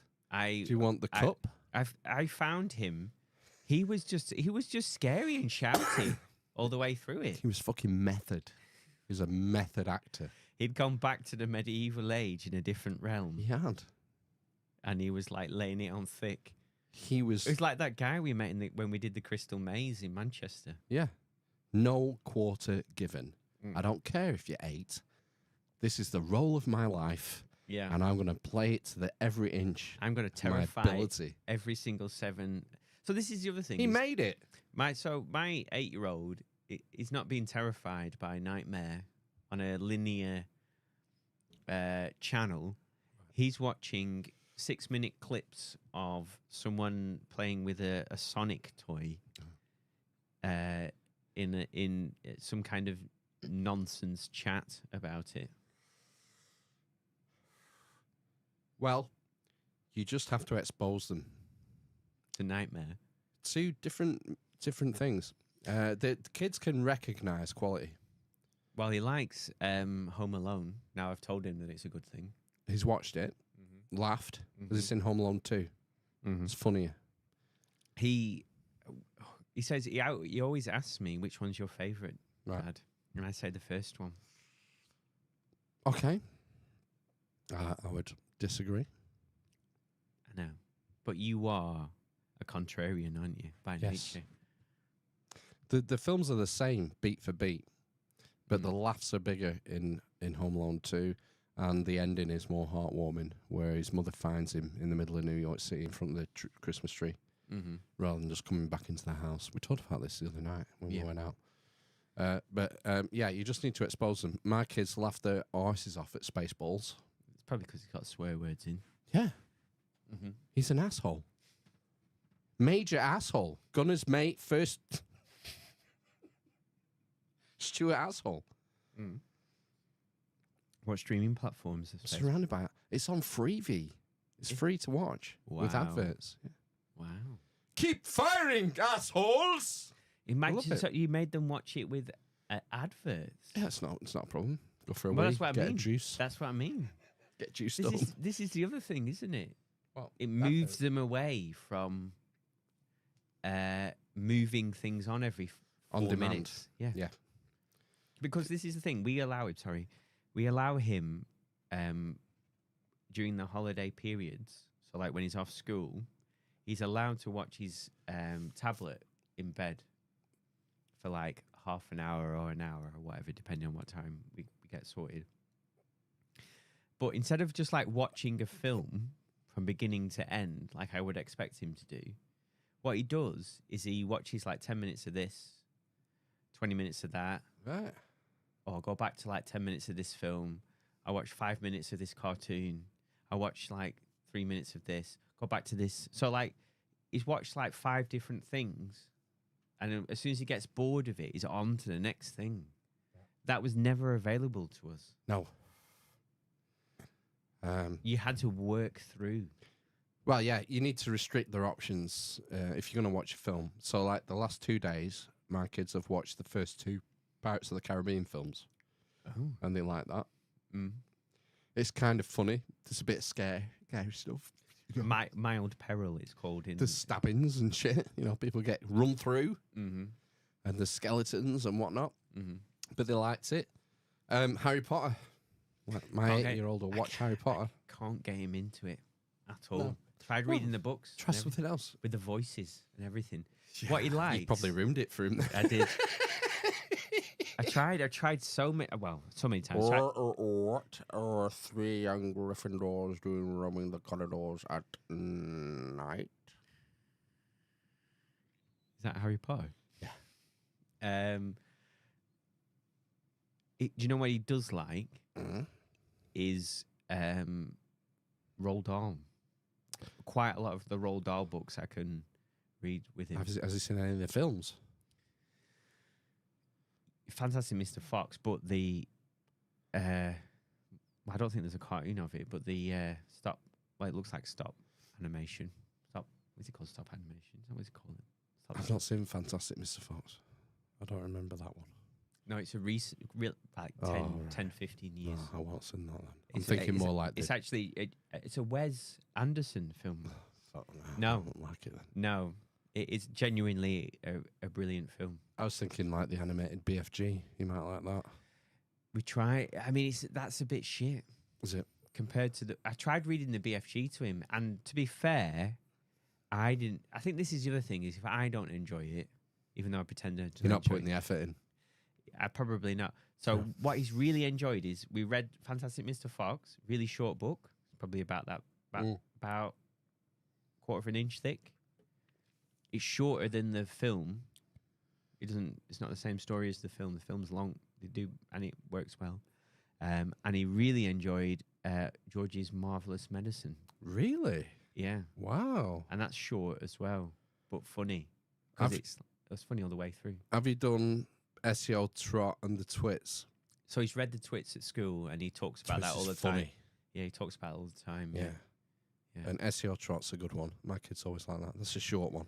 No, I've not read. I've not tried. But I need to go back. I've not been to the library for ages. But that's what we tend to do at night time. Is he reads his book to me, Mm. and then when I get my horse in gear, I pick a book, and then we read. She, that being the wife, reads part of it. But it ruins it if she reads half and I read half. Why? It's not the same, is it? You know, It's because poor delivery. I don't What's wanna my motivation here? exactly. And then like, but the other thing is that I actually enjoy reading them Yeah. and enjoy the experience. Oh, of reading. that's what I was like with Harry Potter. So I'm a little bit disappointed in. You're a wizard, Harry! If I've missed half the story, that's the other Yeah, thing. So yeah, where are we yeah, up to? yeah, Where are we yeah. up to? Yeah. And to be fair to him, he goes, well, this has happened. This has happened. He fills me in quite well. Break it down. Yeah. My eldest has started reading Harry Potter now at night. Need to get him a reading light because he's keeping the youngest up. They have bunk beds, Yeah. and he's having the big lights on while he reads. So I need to get him a reading light. I've got one that clips on the book. Yes, well, I have one in here. It's Somewhere. there. It's illuminating Leia's head, Yeah. which was my reading light. So maybe I'll just give him that because Mm. it's not doing anything in here. Mm. Yeah. So I start reading off his own back, which is nice to see. I think hopefully I'm having a positive influence. Mm. And he'll But get the other into thing is reading. my mum read. That's all she does. Mills and did. Boone. Mills and Boone. Any kind of Georgian romance. I don't even need start. That's laughs hard. Yeah, and she. But it didn't really rub off on me, to be honest with you. I didn't read at all as a teenager or No, I didn't. as a child. I didn't. I hated reading as a child. It Mm. wasn't till sort of mid-20s, I guess. I picked it back up. Yeah, I'll tell you what it was. I went on before we had the kids. Me and the missus, we went away somewhere in the UK. We had like a city break or something. We used to go away when it was our anniversary. Mm. We used to have like 2 nights in Chester or York or wherever. I remember we were staying in a house, like we'd, no kids, tons of money. Just rent a house for 2 nights or 3 nights or whatever, a cottage. Mhm. And there was a bookcase, and I just picked up 1984 Nice. and started reading it. And as soon as we got home, I don't know if I already had a copy or I borrowed one off my brother or I got one off eBay. Mm. And I finished it and then started reading properly. Well, started slowly reading in like my late 20s, but it wasn't really till my 30s that I started reading hardcore, like as in Pornography. hardcore pornography and just sort of not taking. The thing is, it's easy to. Reading's more active, whereas TV and movies are more passive. Mm. So it requires more effort to read rather than just sit in front of the box and watch the latest Stargate, Atlantis, whatever. Yeah. The latest box set, whatever it might be. Yeah, so I was definitely late in the game. But, well, it's up to you how you spend your time. I don't know. I'm not your boss. Do whatever you want. I think the other thing is you've got to find what it is that you actually enjoy reading. That's the other thing. Exactly, yeah. Yeah, it can be a chore. Like, I read a lot of stuff that I get part way through it and I think, fucking hell, I can't be arsed with this. Yeah. And some people would say, well, you need to stop. Stop, put it down, read something else because you'll read more. But I can't. I have to get through it because I might be missing that one nugget at the end of gold, I think that the other thing is maybe if there's a bit of purpose behind it, it makes it easier. Yeah, see, I'm aimless. I'm like a buckshot. I go from one subject to another and there's no sort of goal or purpose behind it. It's not like if you're studying or you're at uni or you're reading for a subject or an exam or something. There's an interesting thing about this, right? So as an adjacent, there's this thing about exercise. So I think I've mentioned this before in the podcast about they did this research around housemaids in hotels. Right? Housemaids? Chambermaids? Bear with me. Right. And so they went out and interviewed them and said, what exercise do you do? And they said, well, nothing. I just work all day, get home stressed. I look after the kids, send them to school, come back to work. That's it, basically. I went, right, okay. So do you realise when you're, for example, changing a bed, that's equivalent to doing like 10 push-ups, because what you're doing is you're taking the thing off, you're working your biceps, your triceps are getting done with this. And, you know, when you're mopping a floor, that's like doing, I don't know. 10 minutes of cardio. Yeah. Yeah, for example. Or, you know, if you're pushing a Hoover, that's like doing like some kind of bench press, something like that. And they went, no. I know where this is going. And they said, so they started saying, right, okay. So they started following them then at that point, Right. and saying, right, this means that means that means that. All of these chambermaids had like poor health outcomes, were overweight, or, you know. Really? And they all started losing weight, having better health outcomes by having a change of how they perceived what they were doing Yes. day to day. Now, I had in my mind how that linked to reading, but I can't remember now. But basically, it's all about, you know, how you view things. Now, whether that changed how you burnt calories or something, or whether it changed what the decisions you made around the rest of your life, you know. So maybe, well, if I'm working out all day, maybe I won't go home and eat chocolate at night. I'll just, you know, have some lettuce. You would love this book on the subject, The Biology of Belief, Bruce Lipton. This is right down that alley. Yeah. About how your beliefs control your biology. Well, that's tangentially. That's the placebo effect right there. Yeah, isn't yeah. it? And the nocebo effect. Yeah. And it got down to a cellular level. It's wild shit. I'd highly recommend that book. It's an interesting read. And that's why we go against Descartes. Exactly, yeah. He's, and all these existentialists and the postmodernists, they're, yeah, let's not go down that road. But yeah, the mind is powerful. So well, that was sorry, go on. I was going to say, that's sort of how I view my work, in that it's exercise. And, I'll tell you what, my eldest, in his new football club, they had a Christmas do at the bowling alley a couple of weeks before Christmas.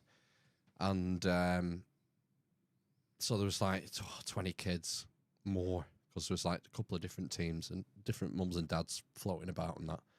And I was sat down. I had to bring my youngest here because she were out on a bender. So I brought the youngest with me, and I was just watching them like this. And some woman started talking to me. Turns out, I found out later, she was a mum of one of the other kids. And she goes, "What do you do for a living?" I said, "I'm an electrician." She went, "Yeah, I can tell. I could definitely find a vein in you." She was an occupational therapist, whatever. Oh, right, okay. And it's hard to get blood in a lot of people. You can't find a vein. And she was eyeing my arms up for like a vampire. Basically, "Oh, look at them veins. I can have that one."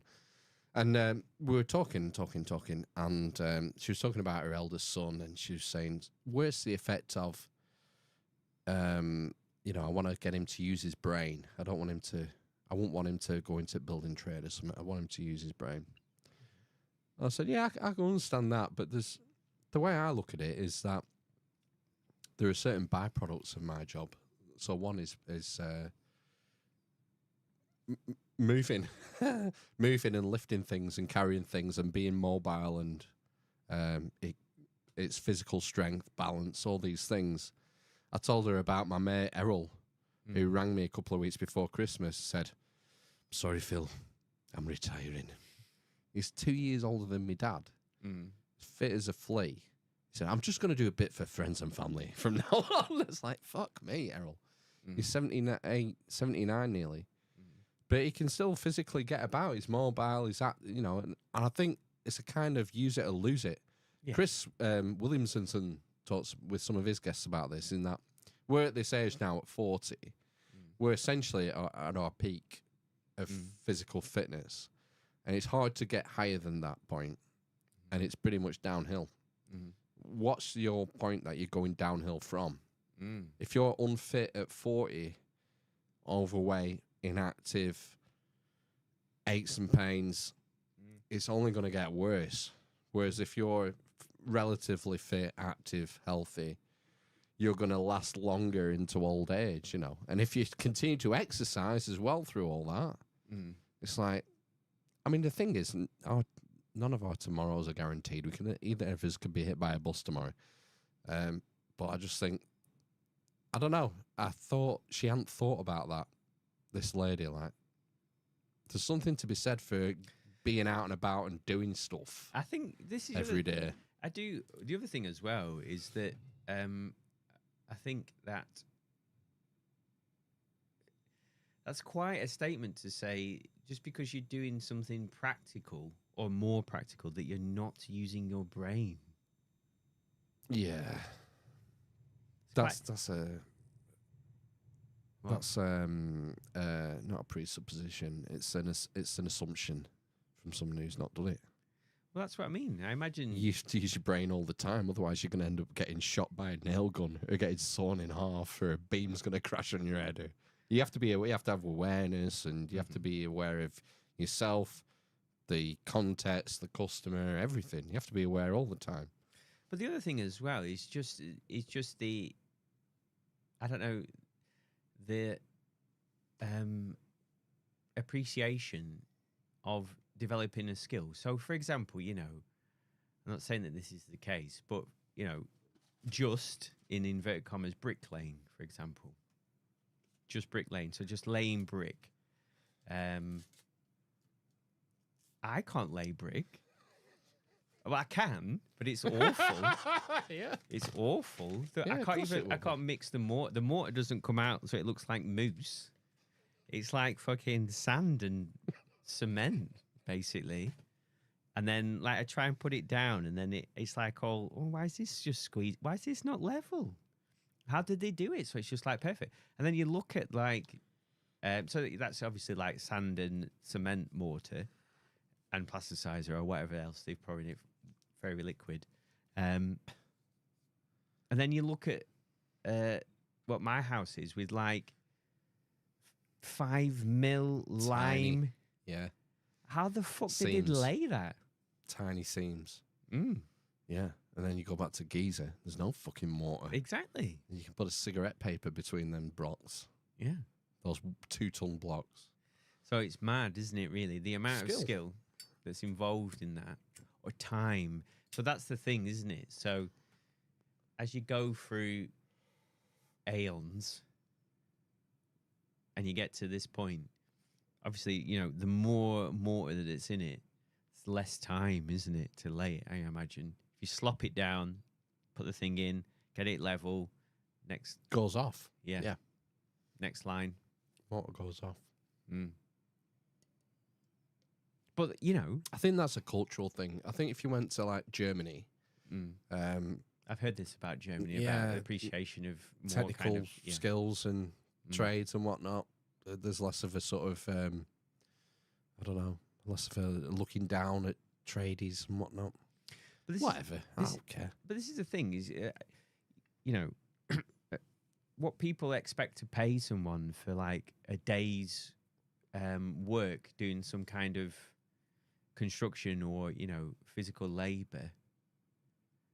You know, there's one element, isn't there, about just paying for someone's time and expecting a fair wage for it, which is one component of it. But then, like, for example, you know, when I'm thinking about what, you know, getting a loft conversion done, basically, like, my next door neighbour's a builder and just done it himself from a plan alone, pretty much. There's just no way I could have done that. So I'm paying him for like 40 years of experience of doing it, his skill. He's accumulated that through his entire lifetime. Well, 40 years or whatever. Being a bricklayer is what his trade is. I've said this to customers. It's very rare, but very, very, very occasionally someone will gripe about the bill. And they'll say, you've only been here 2 hours or something. You're charging me this. And I'll say, you're not paying me by the hour. You pay me for the hours. You pay me for what I know. And that's what it comes down to. You can't do it. So that's what it is. If you think you can find it cheaper.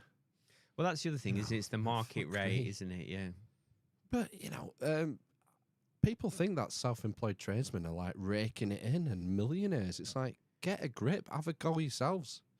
Like I reckon most self-employed tradies earn less than the average wage in this country, unless they're ripping people off. You know, but I'm pretty soft. I'm pretty soft on my prices, and I give discounts to old dears, and They should be You getting know, I'm charged not- double. I'm not ruthless enough really to be self-employed. But I don't really care because I'm not in it for the money. It's just about paying the bills. Mm. You know, but there's a lot to be said for it, and we're always going to need them. You know, plasterers, brickies, plumbers, electricians. There's always going to be a need for those kind of roles. Cheech says, I was a dry stone walker. What the hell's that? A dry stone walker for Well, 20 years. It's something they do in Burnley. I imagine. Waller, not walker. Dry stone waller. I thought you were joking. No, I wasn't. All right, okay. Dry stone walls. Yeah, I mean that might make a comeback. To keep the climate warming change at bay. Oh yeah, we need. So we don't get flooded. Yeah, well, I was going to say, yeah, you're gonna have what's the word? Erosion. Like Morecambe Bay is going to be coming up over above Lytham soon, isn't it? So all those people will be desperate for some walls soon. Honestly, I'm not buying. Don't believe the hype. They've rebuilt it all now, anyway, haven't they? What's that island? That little island somewhere? Is it in the Caribbean or in the West in the Indies? It's still growing, like Montserrat, for example. No, That's an active volcano. No, but there's an island where, you know, Al Gore and Melonhead, John Kerry, they always keep going back to this one country, which is going to be the first. It's going to be the first country to succumb to global climate warming change. It begins with an M, like Mauritius, or it's not Montserrat, but something like that. Now, that's the other issue is other places are being created through Volcanism, like Yeah. Spock. Yeah. Well, they are. So, I don't know how it works. well, Maldives. Sam's got it. Maldives. Indonesia. How many volcanoes are there in Indonesia? They're all volcanic. It's a chain of. I think there's a term, isn't there? It's a chain of volcanoes. Yeah. So it's an archipelago. Indonesia. I know it was bigger in the Ice Age, wasn't it? When sea levels were 400 foot lower. Yeah. It was, yeah. But still growing because there's still active volcanoes there. So same for Montserrat. Right. Well, I know it exploded 20 years ago now, I think. Did it? Montserrat? Nearly 30 years ago it erupted. Yeah, it destroyed all the island studios. Well, the populated side of the island. Only 5,000 people live there now, I think. Wow. Used to be, they all came, loads of them went to America and stuff. Must be hard to get a mortgage. It blows up every 20 years. Well, no, it hadn't erupted for, well, it was a slave island, obviously, or sugar cane or whatever. Lots of Irish slave owners there, apparently, I believe, is the story. All right. That's why it's called the Emerald Isle. And it's green. But I imagine most Caribbean islands are.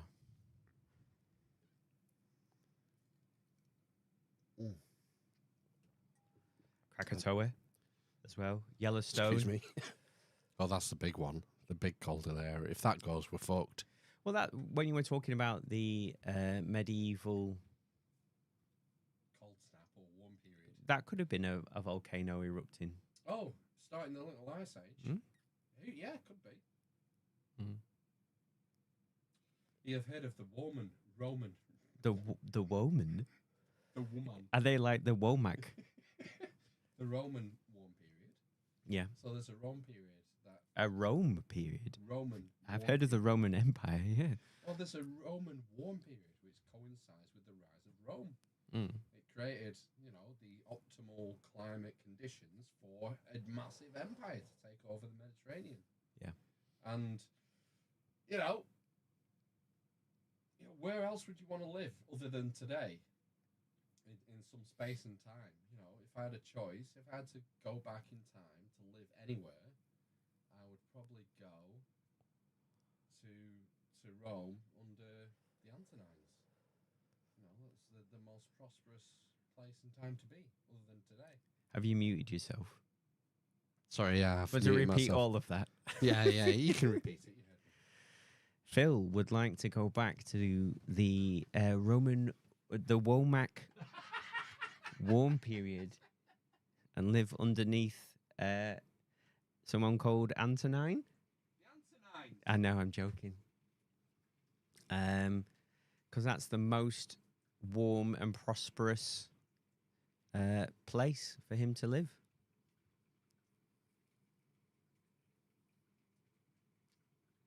Where would you go if you had to go back in time and live anywhere? Where would you go?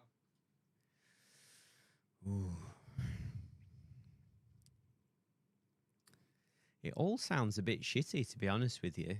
It all gets a bit of a negative connotation. I don't know.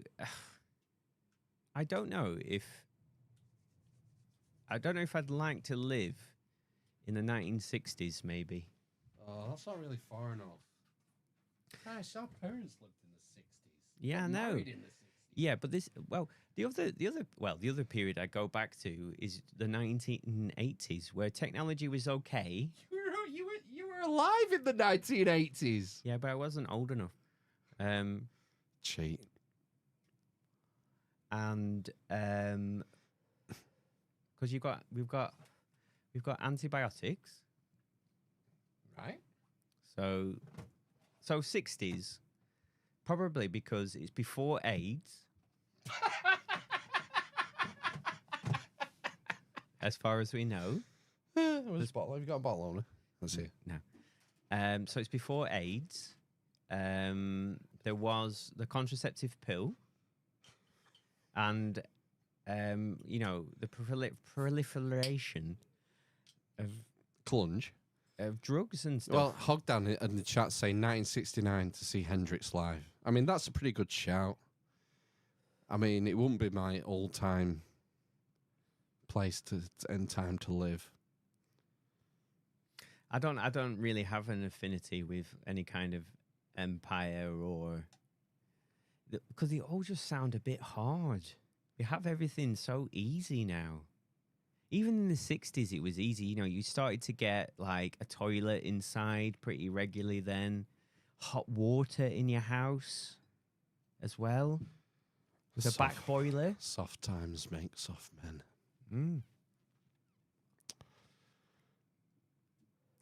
The Romans had central heating, man. They had indoor toilets. Yeah, but are you imagining yourself as an Antonine? As an optimate.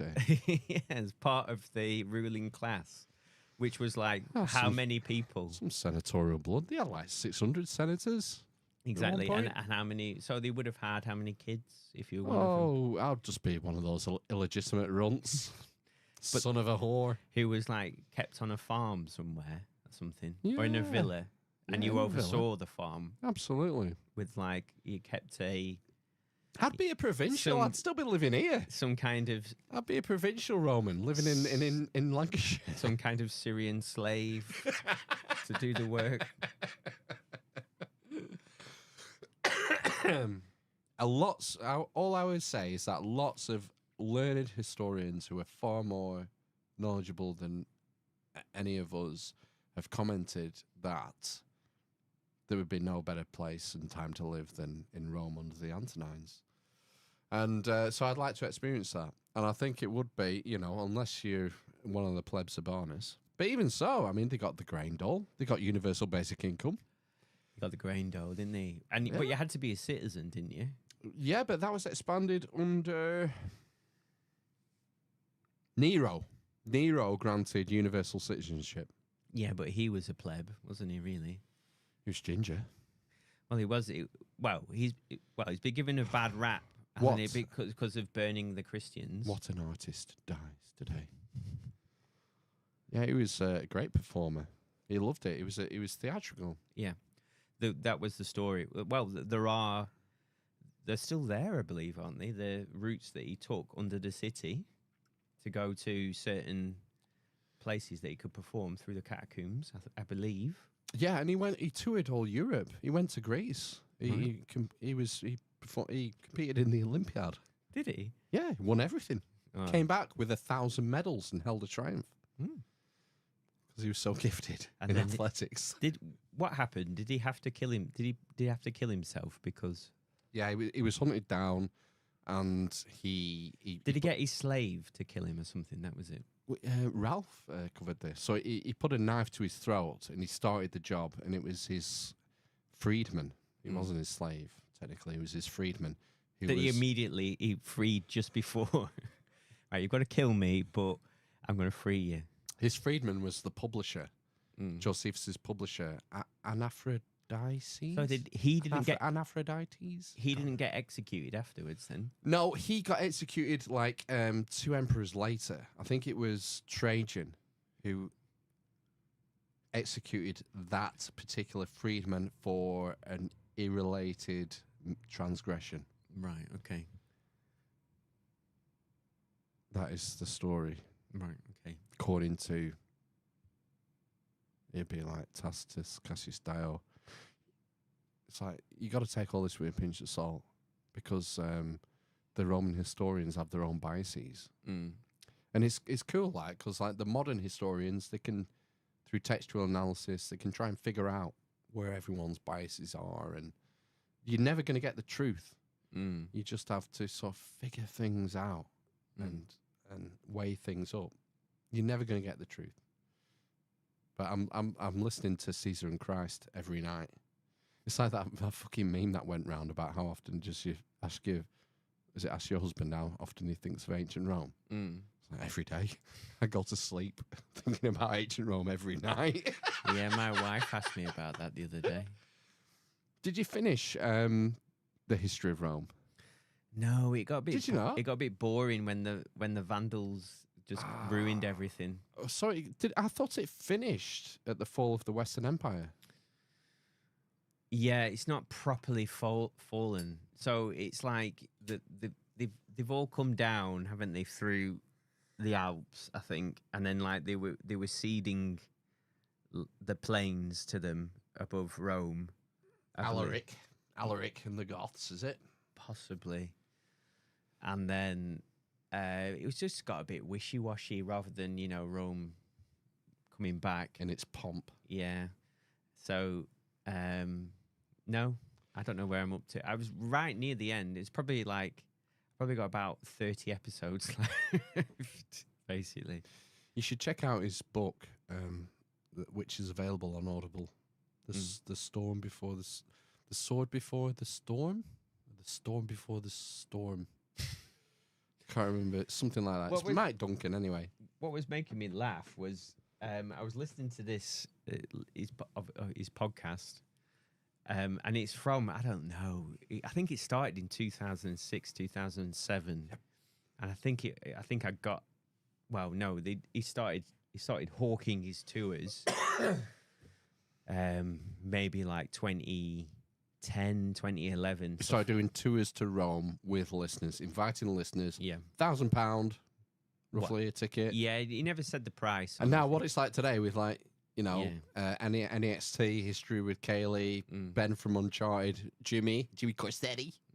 This is the canoe heads, Brian, who we had on, the Peru, Hidden Inca tours. Brian Forster. Yeah. Yeah. It's big money in it. Yeah. But he was early. He was an early adopter of that. Yeah, It was just nice to listen to it, as it kind of took off, I suppose, like 10 years later, basically, or more. Hogdown in the chat. Did Rome ever fall? See, this is the thing. No, it didn't. It just changed into the church, didn't it? It morphed. Yeah, of course it did. Morphed, yeah. So Constantine. It was called the Holy Roman Empire. And it still is, isn't it? Is it not? Is it not called the Holy Roman Empire still? Christendom. Yeah. Yeah. Well, it's a bit more complicated than that, isn't it? I think. So Constantine changes it. He adopts Christianity, doesn't he? He sees the flaming crucifix in the flaming sky Christ. at the bottom of the battle of that bridge, beginning with B, that I forget. Wins the battle, adopts Christianity. So that's mid fourth century. He convenes the Council of Nicaea. Yeah, and which is massive. 362, is it? 362 AD? Correct me in the chat.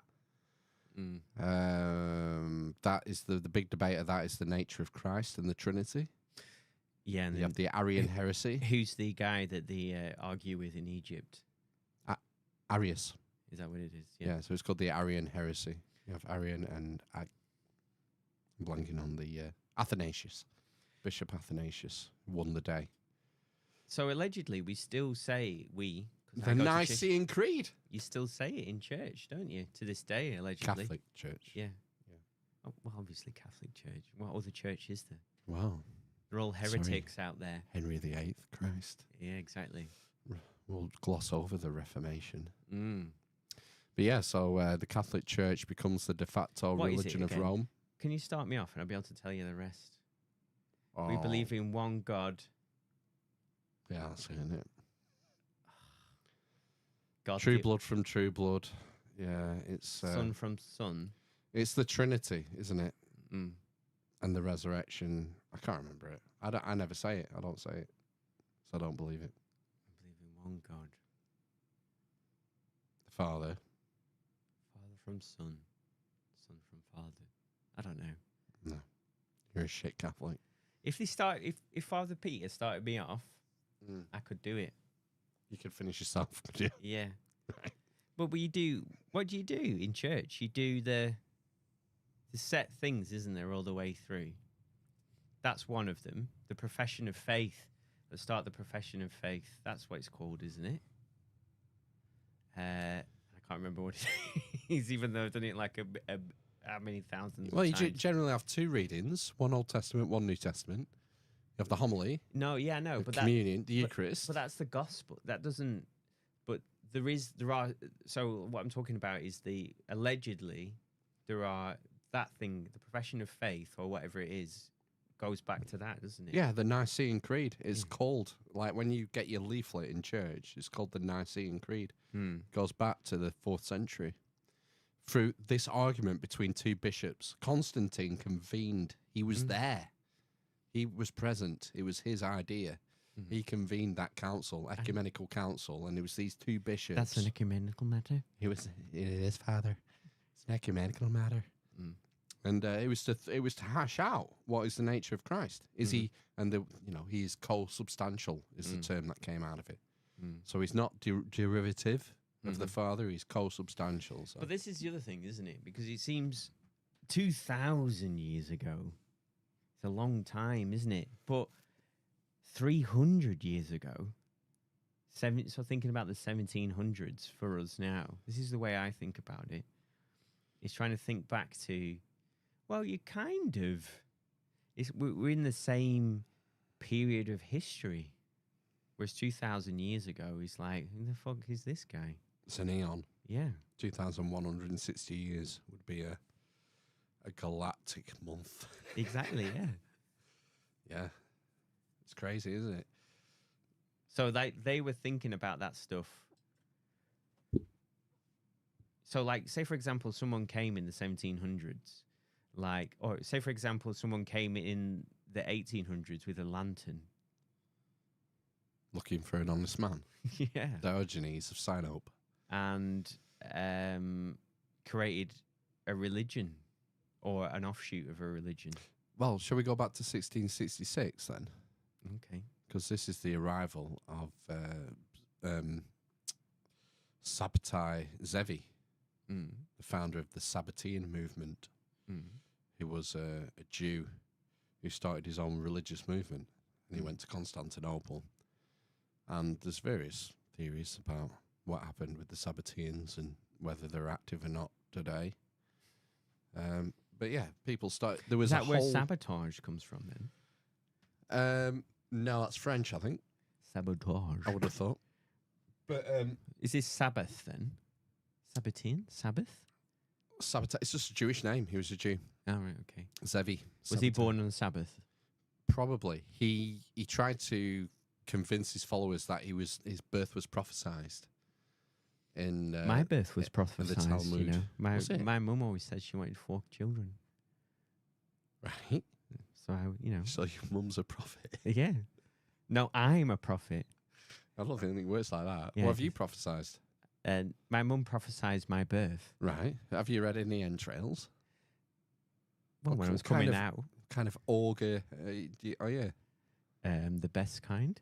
Okay. Well, we'll take you out and you can look at some flights of birds and we'll see how good your auguring is. Can you read the liver of a pig? I can see yours isn't any good. But so 1666, there was a massive millenarian movement in England. End of the world. Right. 666. Mm. It's been 1600 years. Second coming. Mm. End of the world. Plague. War. Fire. The 4 horsemen. Yeah, and it coincided with this arrival of Sabbatai Zevi and starting his sort of prophesized Messiah who's going to reunite the Jews. Oh, so like Samuel Pepys, another diarist in England, talk about all the Jews leaving. Mm. All the Jews leaving England. They're going back to the homeland Mm. to meet the new prophet who's, foreshadowing the end of the world. Didn't happen like, did it? But, he has, it's worth reading his Wikipedia page and doing some more reading on Sabbatai Zevi, if you get a chance. It's interesting. Does it say he's a fat It's like- Spanish waiter? It's like Ike and that. They put it all on the Sabbatean Frankists, the people who are running the world now. Right, okay. But I don't know. I don't know how much stock to put in that. I don't go there. I probably should. But, There's too much, isn't there? how far, there's only so many hours in a day, isn't there? Mm. Sometimes I just want to read something light. Well, this is what Like The Biology of Belief by Bruce Lipton. this is what we're saying about having a purpose behind your reading. So it quite often helps if I'm reading a subject that's related to something, that it could help in my day-to-day life. So I'm reading I've been reading it for ages, to be fair, because I've been struggling with it. And I've been struggling with it. It's actually very good, easy to read. It's about edging. Yeah. I keep getting to the edge and then stopping. It's another Oliver Sacks books. Mm. It's called Hallucinations. But in that, there's just all these nuggets that are useful for what I do. But the only one that's really stuck in my head is something that's called hypnagogic and hypnopompic hallucinations. The book's called Hallucinations. Right, so I've heard the word hypnagogic. I would say hypnagogic. Maybe, But yeah. That's how I've heard it said. I don't know what it means, though. So, I think most people have had that when you fall into sleep. When you're going to sleep, you have that kick. You had that kick. From the missus. No. No. And What you- kick. What So are you on for about? me, the feeling of the kick, the convulsion, is accompanied by a hallucination or a dream that I'm falling off a curb because it's the same feeling. When you go to sleep. Yeah. There's this stage in sleep when you're going to sleep. I don't know if you think about it or not, but you probably fuck your sleep up by listening to stuff. Yeah. Where if you don't do that, you recognize that you're going to sleep, but you're not asleep. So it's almost like when you're, what's that term, dreaming, something dreaming. Lucid. When you're lucid, it's almost like that, but you're not. You're not in control. Yeah, you're not asleep, but it feels like you're asleep, and you're starting to think that what you're thinking about is real, basically. So hypnagogic, or gogic, did you say? Gogic? Or gogic? Gogic. Hypnagogic dream. I've only seen it written. I have heard someone say it. Chris Williamson. No, someone else, someone from work actually, years ago. And so at that point, you can have these weird hallucinations, basically. And hypnopompic hallucinations, probably hypnopopic or something, hypnopompic, is when you're waking up from sleep. You have the same experience, but waking up.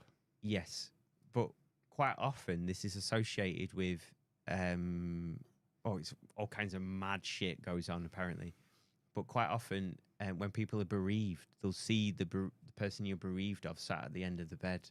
That's a common one. Well, my missus had that experience with her grandparent. It's always a grandparent. Well, it's not always. Well, because you're more likely to Yeah. lose your grandparent. Yeah. So apparently it's a really, really common thing. Now, whether this is psychology and science explaining something that's supernatural, or whether it is really a hallucination, I don't know. But it seems to be associated with the same part of the brain that's active when you dream is active at these 2 points when you're falling asleep and coming out of sleep. Because you've heard of sleep cycles? Yeah, Kind of, yeah. So when you go to sleep, you go through a sleep cycle. Oh, sort of like REM and all this stuff. So there's 5 different brain waves you get. Yeah, so there's 5 stages. So there's 2 variants of light sleep. There's called light sleep, lighter sleep and light sleep, deep sleep and deeper sleep, then rapid eye movement. And these cycles last between 90 minutes and 2 hours, basically. And you cycle through them throughout the night. So that's where you have more wakeful states, so you're more likely to wake up instead of whatever. But you dream in rapid eye movement. But apparently, well, they used to say that it was just rapid eye movement, but you can dream in other parts of the cycles as well, allegedly. So obviously when you're going to sleep, they kind of explain it, or he was explaining it in the book, that whatever you're thinking about when you're going to sleep, you do think about something or you're imagining, that kind of becomes real, like a lucid dream. But then when you're coming out of a rapid eye movement, what you've been dreaming about can be projected into your wakeful state, essentially. I don't get it, because I never have dreams about ancient Rome. That's what I'm thinking about when I go to sleep. Yeah, but I imagine I imagine that, like, I don't dream very often, or I don't remember my dreams, but it's always, I wake up out of a dream. So I guess my dreams happen at the REM, at the end of sleep. So I read Freud's book about dreams. It's fucking massive. It was the one that you went back to. So I think there's about 4 versions of it, and it was like the one with the most pages. So it's like 700 pages long, and I think I read it all. But obviously he started, well, not obviously, but he started writing that in probably about the 1880s.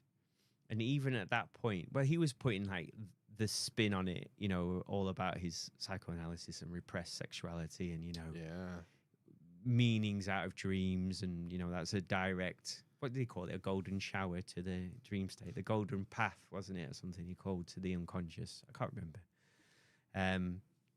There's probably something in that. But he was saying, even at that point, that they knew that when you're in a dream state, you can take stuff in from your environment and it gets incorporated into your dream, basically. Right. So you're still attentive, I suppose is the word. So you're, so I can't remember that, like when the thing where you put someone's hand in a warm water bowl of water and they piss their pants. Yeah. Or you could, that's autonomic though, maybe. Yeah, but you're still attending to it. By emptying your bowels? Well, not consciously. So, like, for example, I don't know. So this is not what's in the book, but there was lots of examples that he gave. So they would, like, gently rock someone and they might dream they were on a boat. Oh, right, yeah. Or they would, I don't know, do something else, and that kind of motion or that voice or that word or whatever would be incorporated into the dream. The other thing is because he, this is what he writes about in the book. So like I don't remember my dreams, and you don't, and a lot of people don't, but other people do. The more you deliberately start to pay attention to your dreams, and as soon, so this is what he started doing: is he had a notebook, and when he woke up, he wrote it down. Yep. And he said, so like so if I wake and I'm kind of half asleep, I can kind of remember what's going on. I've definitely got a boner. Yeah, that's been happening. Yeah, within 5 minutes, it's gone. You forget. Then I go back to sleep or whatever. But what he trained himself to do, or what he deliberately did, because he thought this is definitely like a route to the unconscious, he started writing it down, and and then this is apparently true. The more you write and attend to it, the more you can pay attention to it and have more control over it. That's the other thing, isn't it, about the knocking? Oh, so tricks for lucid dreaming. Yeah. Yeah. So you start to realize that you're in the dream. You do that in your waking life, though, to prime yourself. Well, no, yeah, I know. But then that starts getting incorporated in the dream, doesn't it? Yeah. Right. Got you. But then the other important part is writing it down afterwards and paying attention to it. Now, that's the other argument, isn't it? That if you start doing that, does that mean then that what you're writing about has actually happened, or is it that you're processing as part of your dream that's becoming part of your unconscious? Who knows?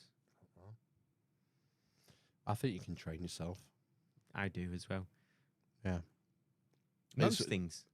It's weird. Like dogs dream, man. I watch my dog dreaming all the time. Well, rats dream.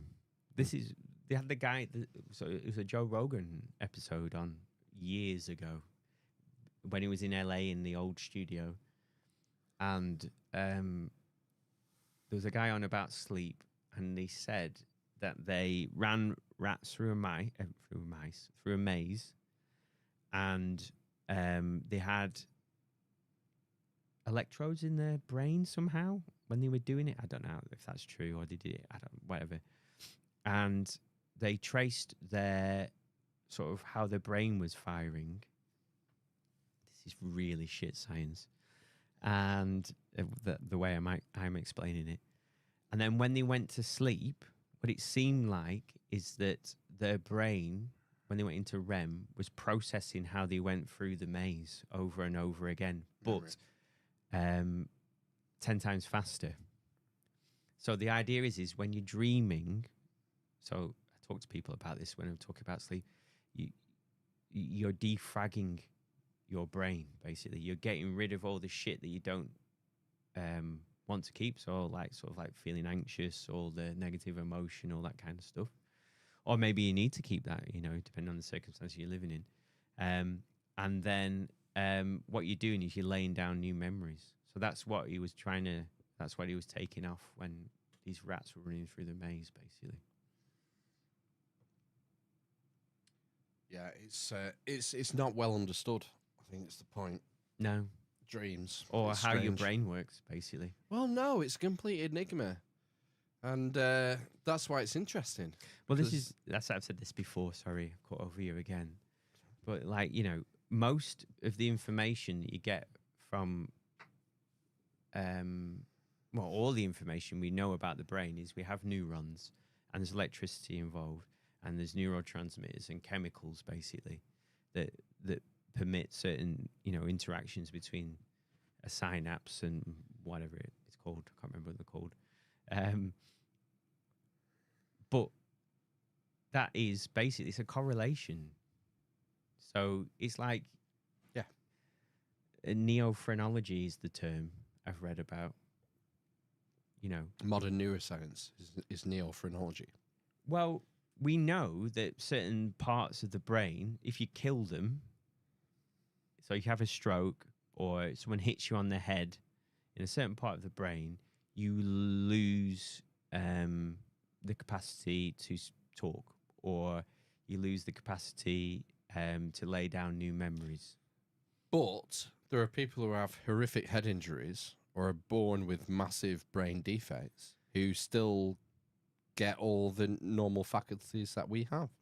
Well, yes, but there seems to be a point. So the younger the earlier that happens, the more growth you seem. It's called neuroplasticity. So people or children with severe epilepsy, for example, temporal epilepsy, what they do is if it's really bad, and I think they still do this in rare instances, they sever their hemispheres. And what seems to happen is, the hemisphere that they've severed, well, both have been severed, haven't they? But it stops the interference between one half and the other, basically. Yeah. And the other thing that they found is, I'm sure that is a term, a hemispectory. It can take out of an infant one hemisphere of the brain, and the other hemisphere, if they're young enough, will lay down all of the neural networks so that you can have a pretty normal life. Yeah. It's mental. And the other thing you've got to remember as well, it's all mirrored. So your left side of the brain, as we are, controls the right side of your body, and vice versa. The other thing that's really weird to think about is how your vision works, allegedly.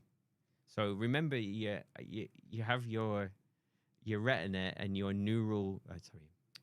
optical nerve goes from the back of your eye, and then it crosses over into the other hemisphere, and the image is flipped by your brain.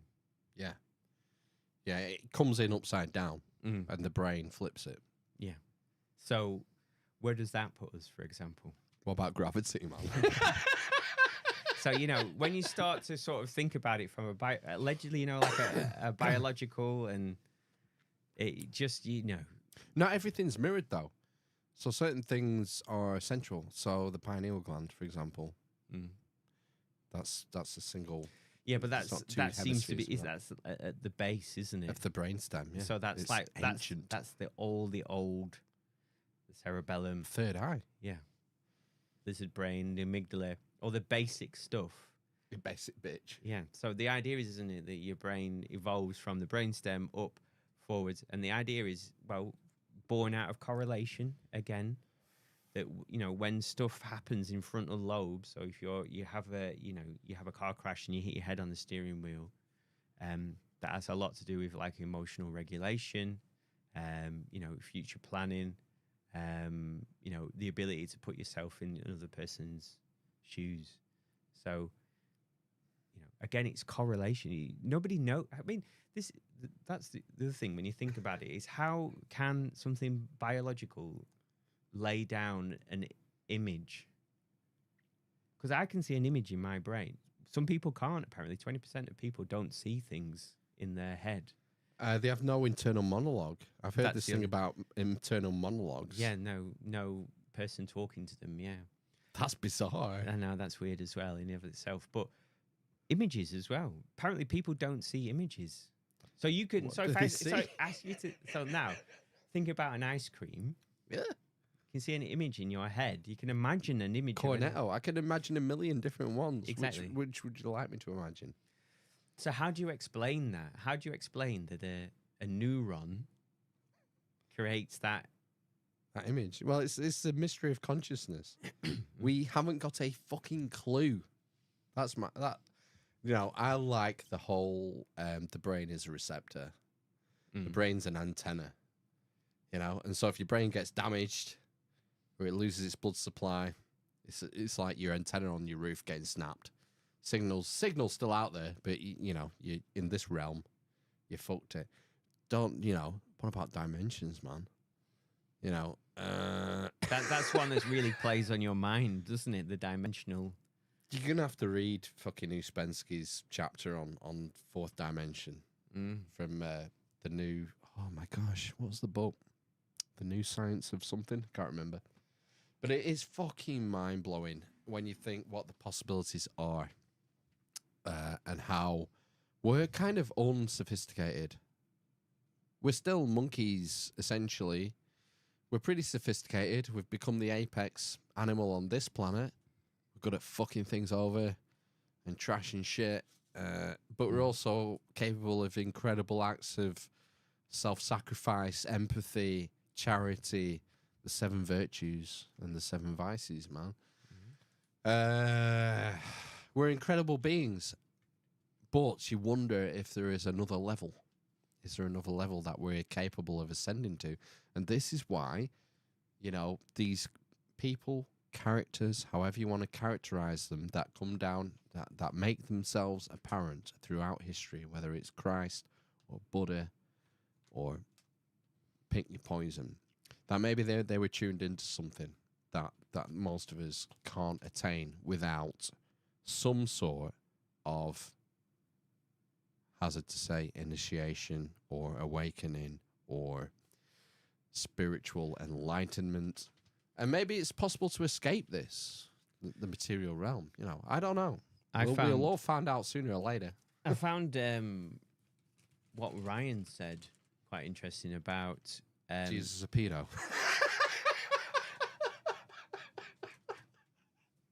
God, I attempted to tell my wife about that and I had to stop. What was he saying? What do you find the way that I understood what Ryan said? Are we talking about what I was saying? I can't remember what I was saying. What was it? It was about ascending. About what Ryan said was how the psychedelic, it just made but it made things more meaningful. So, like, if something happens, and that made that rung a bell in terms of, like, what you try and do as part of psychotherapy, basically, is you're trying to change meanings. I suppose in CBT, what they're called is core beliefs. Yeah. About a person's self, so you're trying to challenge those basically as part of therapy, which is a very tricky thing to do most of the time, basically. Yeah, because they're so ingrained and they're part of someone's identity. Yeah, because and constantly reinforced. I remember having this conversation with somebody, and she was living in London. By the sounds of it, she was like working her way up in, I can't remember, like a state agency or recruitment. So, potentially, eventually making loads of money. Or she was making decent money at the time or something. But she felt quite down all of the time. And I said, well, what do you do, day to day? How do you lead your life? And quite a common core belief is around perfectionism. So I am not good enough would be the core belief, a generic core belief, So in order to never... So the idea is in CBT, you have certain childhood experiences. They lead to certain core beliefs about yourself. So I am not good enough, because I never got like a star or whatever in school, that kind of thing. So a way to... What's the opposite of that? Is it delusions of grandeur? Well, no. And can I get some therapy for that? No. So I spoke about this. What was that podcast that I went on where the... 13 questions? Yeah, so... Hey, if you haven't already, check out Matt's appearance on 13 Questions podcast. So as part of that, so there's an offshoot of CBT that's called schema therapy, and they go more into core beliefs. So this is, I talked about this on 13 Questions, where I thought like the unconscious was just fucking bollocks, really. I just thought, why do people go on about it? And then I read this chapter about in Jung? No, somewhere else. It's called Jeffrey Young, actually, but with a Y, Y-O-U-N-G, yeah. Right. And it's about this second chapter, and he says, these experiences lead to these core beliefs. And it just makes so much sense, like, how all of them link together and how that might inform the decisions that you might take in your life or whatever. It just made perfect sense. And it made sense as to how these things might be operating. And I think I've already talked on this podcast, about the difference between... So in psychology, I'm pretty sure what happens is different people research the same thing and give a different spin on it. So like the unconscious you could call an implicit memory or an explicit memory, and we've talked about, you know, learning to drive. It was an explicit thing to begin with. You have to think about it all the time. It's really fucking hard. And then all of a sudden you can just drive. Comes unconscious, automatic. Yeah, so all of that shit's happening. And then at the same thing, something happens and you take over, you know, your faculties kick in or whatever, or you just smash into the back of the car in front of you and That's what I've done. your tool bag just flies past your head or something. Yeah. But anyway, yeah, so Uspensky. Uspensky. What was I saying at the beginning before I went off on that I thing? know you're talking about the unconscious mind and how it relates. You thought it was all bullshit to start with, Yeah. and then you read something and it started to make sense. I think there's so much sort of complicated language. It sounds like you found something that explained it to the point and with practical implications, which made it accessible for you to understand it. Yeah. Whereas like reading Freud and Jung and stuff is hard. It's fucking hard. It's sort of it's flowery and confusing. It's like I read that William Wright book Yeah. on the one that got banned, The Mass Psychology of Fascism, and fucking hell, that was a trial. But the other thing is I think things were written with a different education at that point. Well, people are thick as fuck. Well, sorry, my thinking is people are thick as fuck these days. Things were written more academically 100 years ago, 200 years ago. Definitely more dense, but I don't think. We're more dense. Well, no, the language that is used is more. But what I was thinking more is the classics were taught. So these people who wrote these books would have been privately educated. There was no state education. As part of that education, you would have read the classics, which would have involved reading about ancient Greece. As part of reading about ancient Greece as well, if you're really clever, like all of these people were, you can take more meaning from it, basically, rather than it just being a story. So that all plays into it as well. That fucking book I read this year. Oh my gosh. I can't find it now, the history book. Oh, it was, oh my gosh. Oh, that German historian, Oswald Spengler. Can't remember the name of the book. The Decline of the West by Oswald Spengler, which was written in between the two world wars, I think. I'm reading that, I'm thinking the amount of fucking historical knowledge you need to even be able to make sense of this is fucking outrageous. It's not just history, it's art, music, sculpture. Well, that's fucking. You think fucking? It's not read for our. It's not written for our era. But this is the other thing is we're very so it's all gone materialistic, hasn't it? So it's what is it all about now? What in order to get on in life, what are you taught that you've got to do in school and be good at? Put a chick in it, make a layman gay. STEM. That's the be all and end all. Yeah. Not the humanities are seen as a soft touch, I would say now. Even psychology, even more so. Well, psychology. I think this is a quote that I'm going to mangle. Psychology. Joe Mangle is a art dressed up as a science. Right. Yeah. Basically.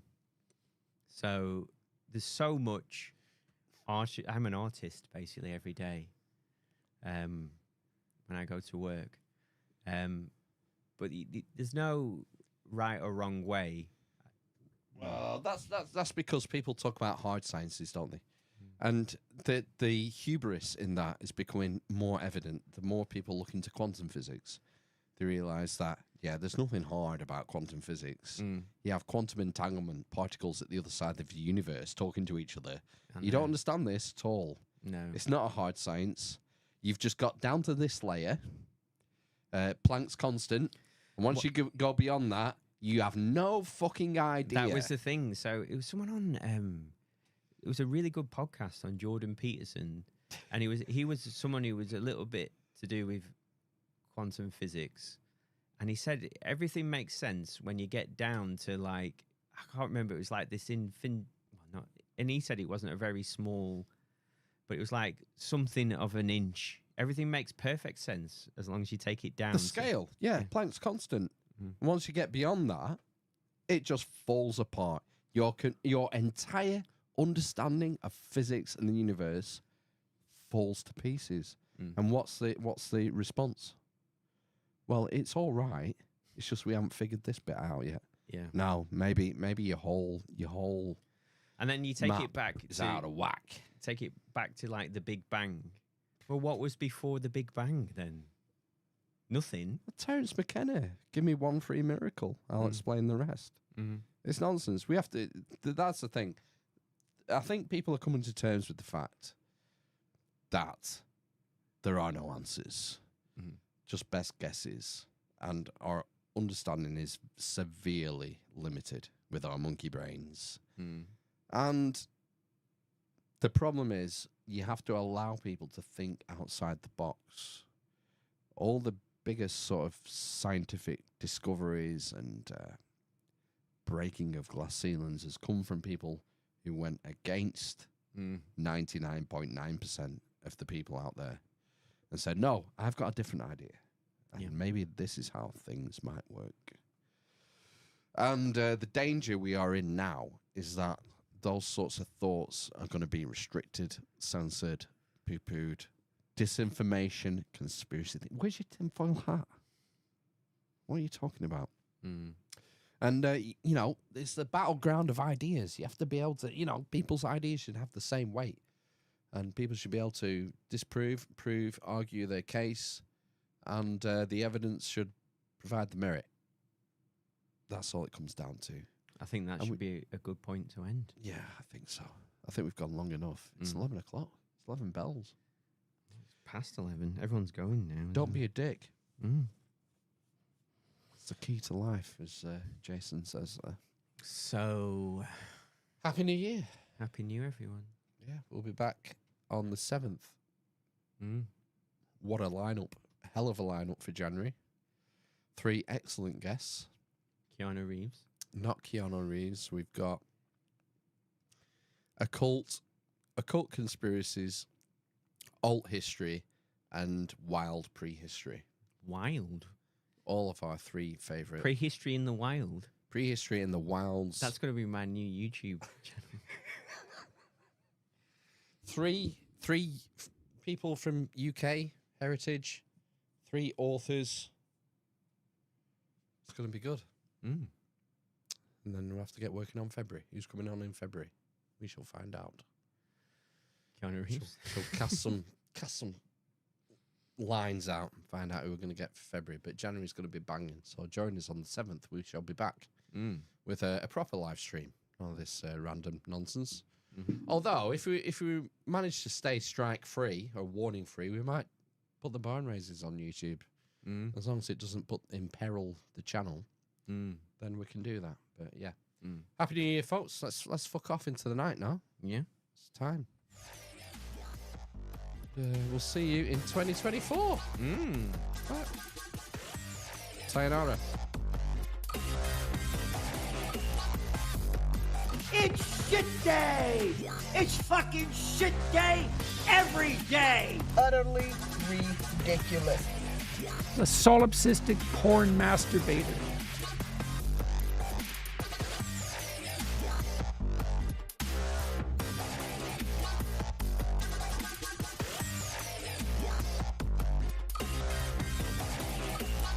Oh my god! Are you retarded? Asna! Based Sigma Chad. Unbesmegging-leavable. What the farage? They are, yeah, so amazing in their love. Oh, Willie G. Da, da, da. Chungus never seems so sus. So sus. He vents to electrical. Clean yourself up? You dirty little rats! You chicken-livered shit! Chicken-livered shits! Are you not entertained? Are you not entertained? Building back better. You're a big Chungus. That's it, man. Game over, man.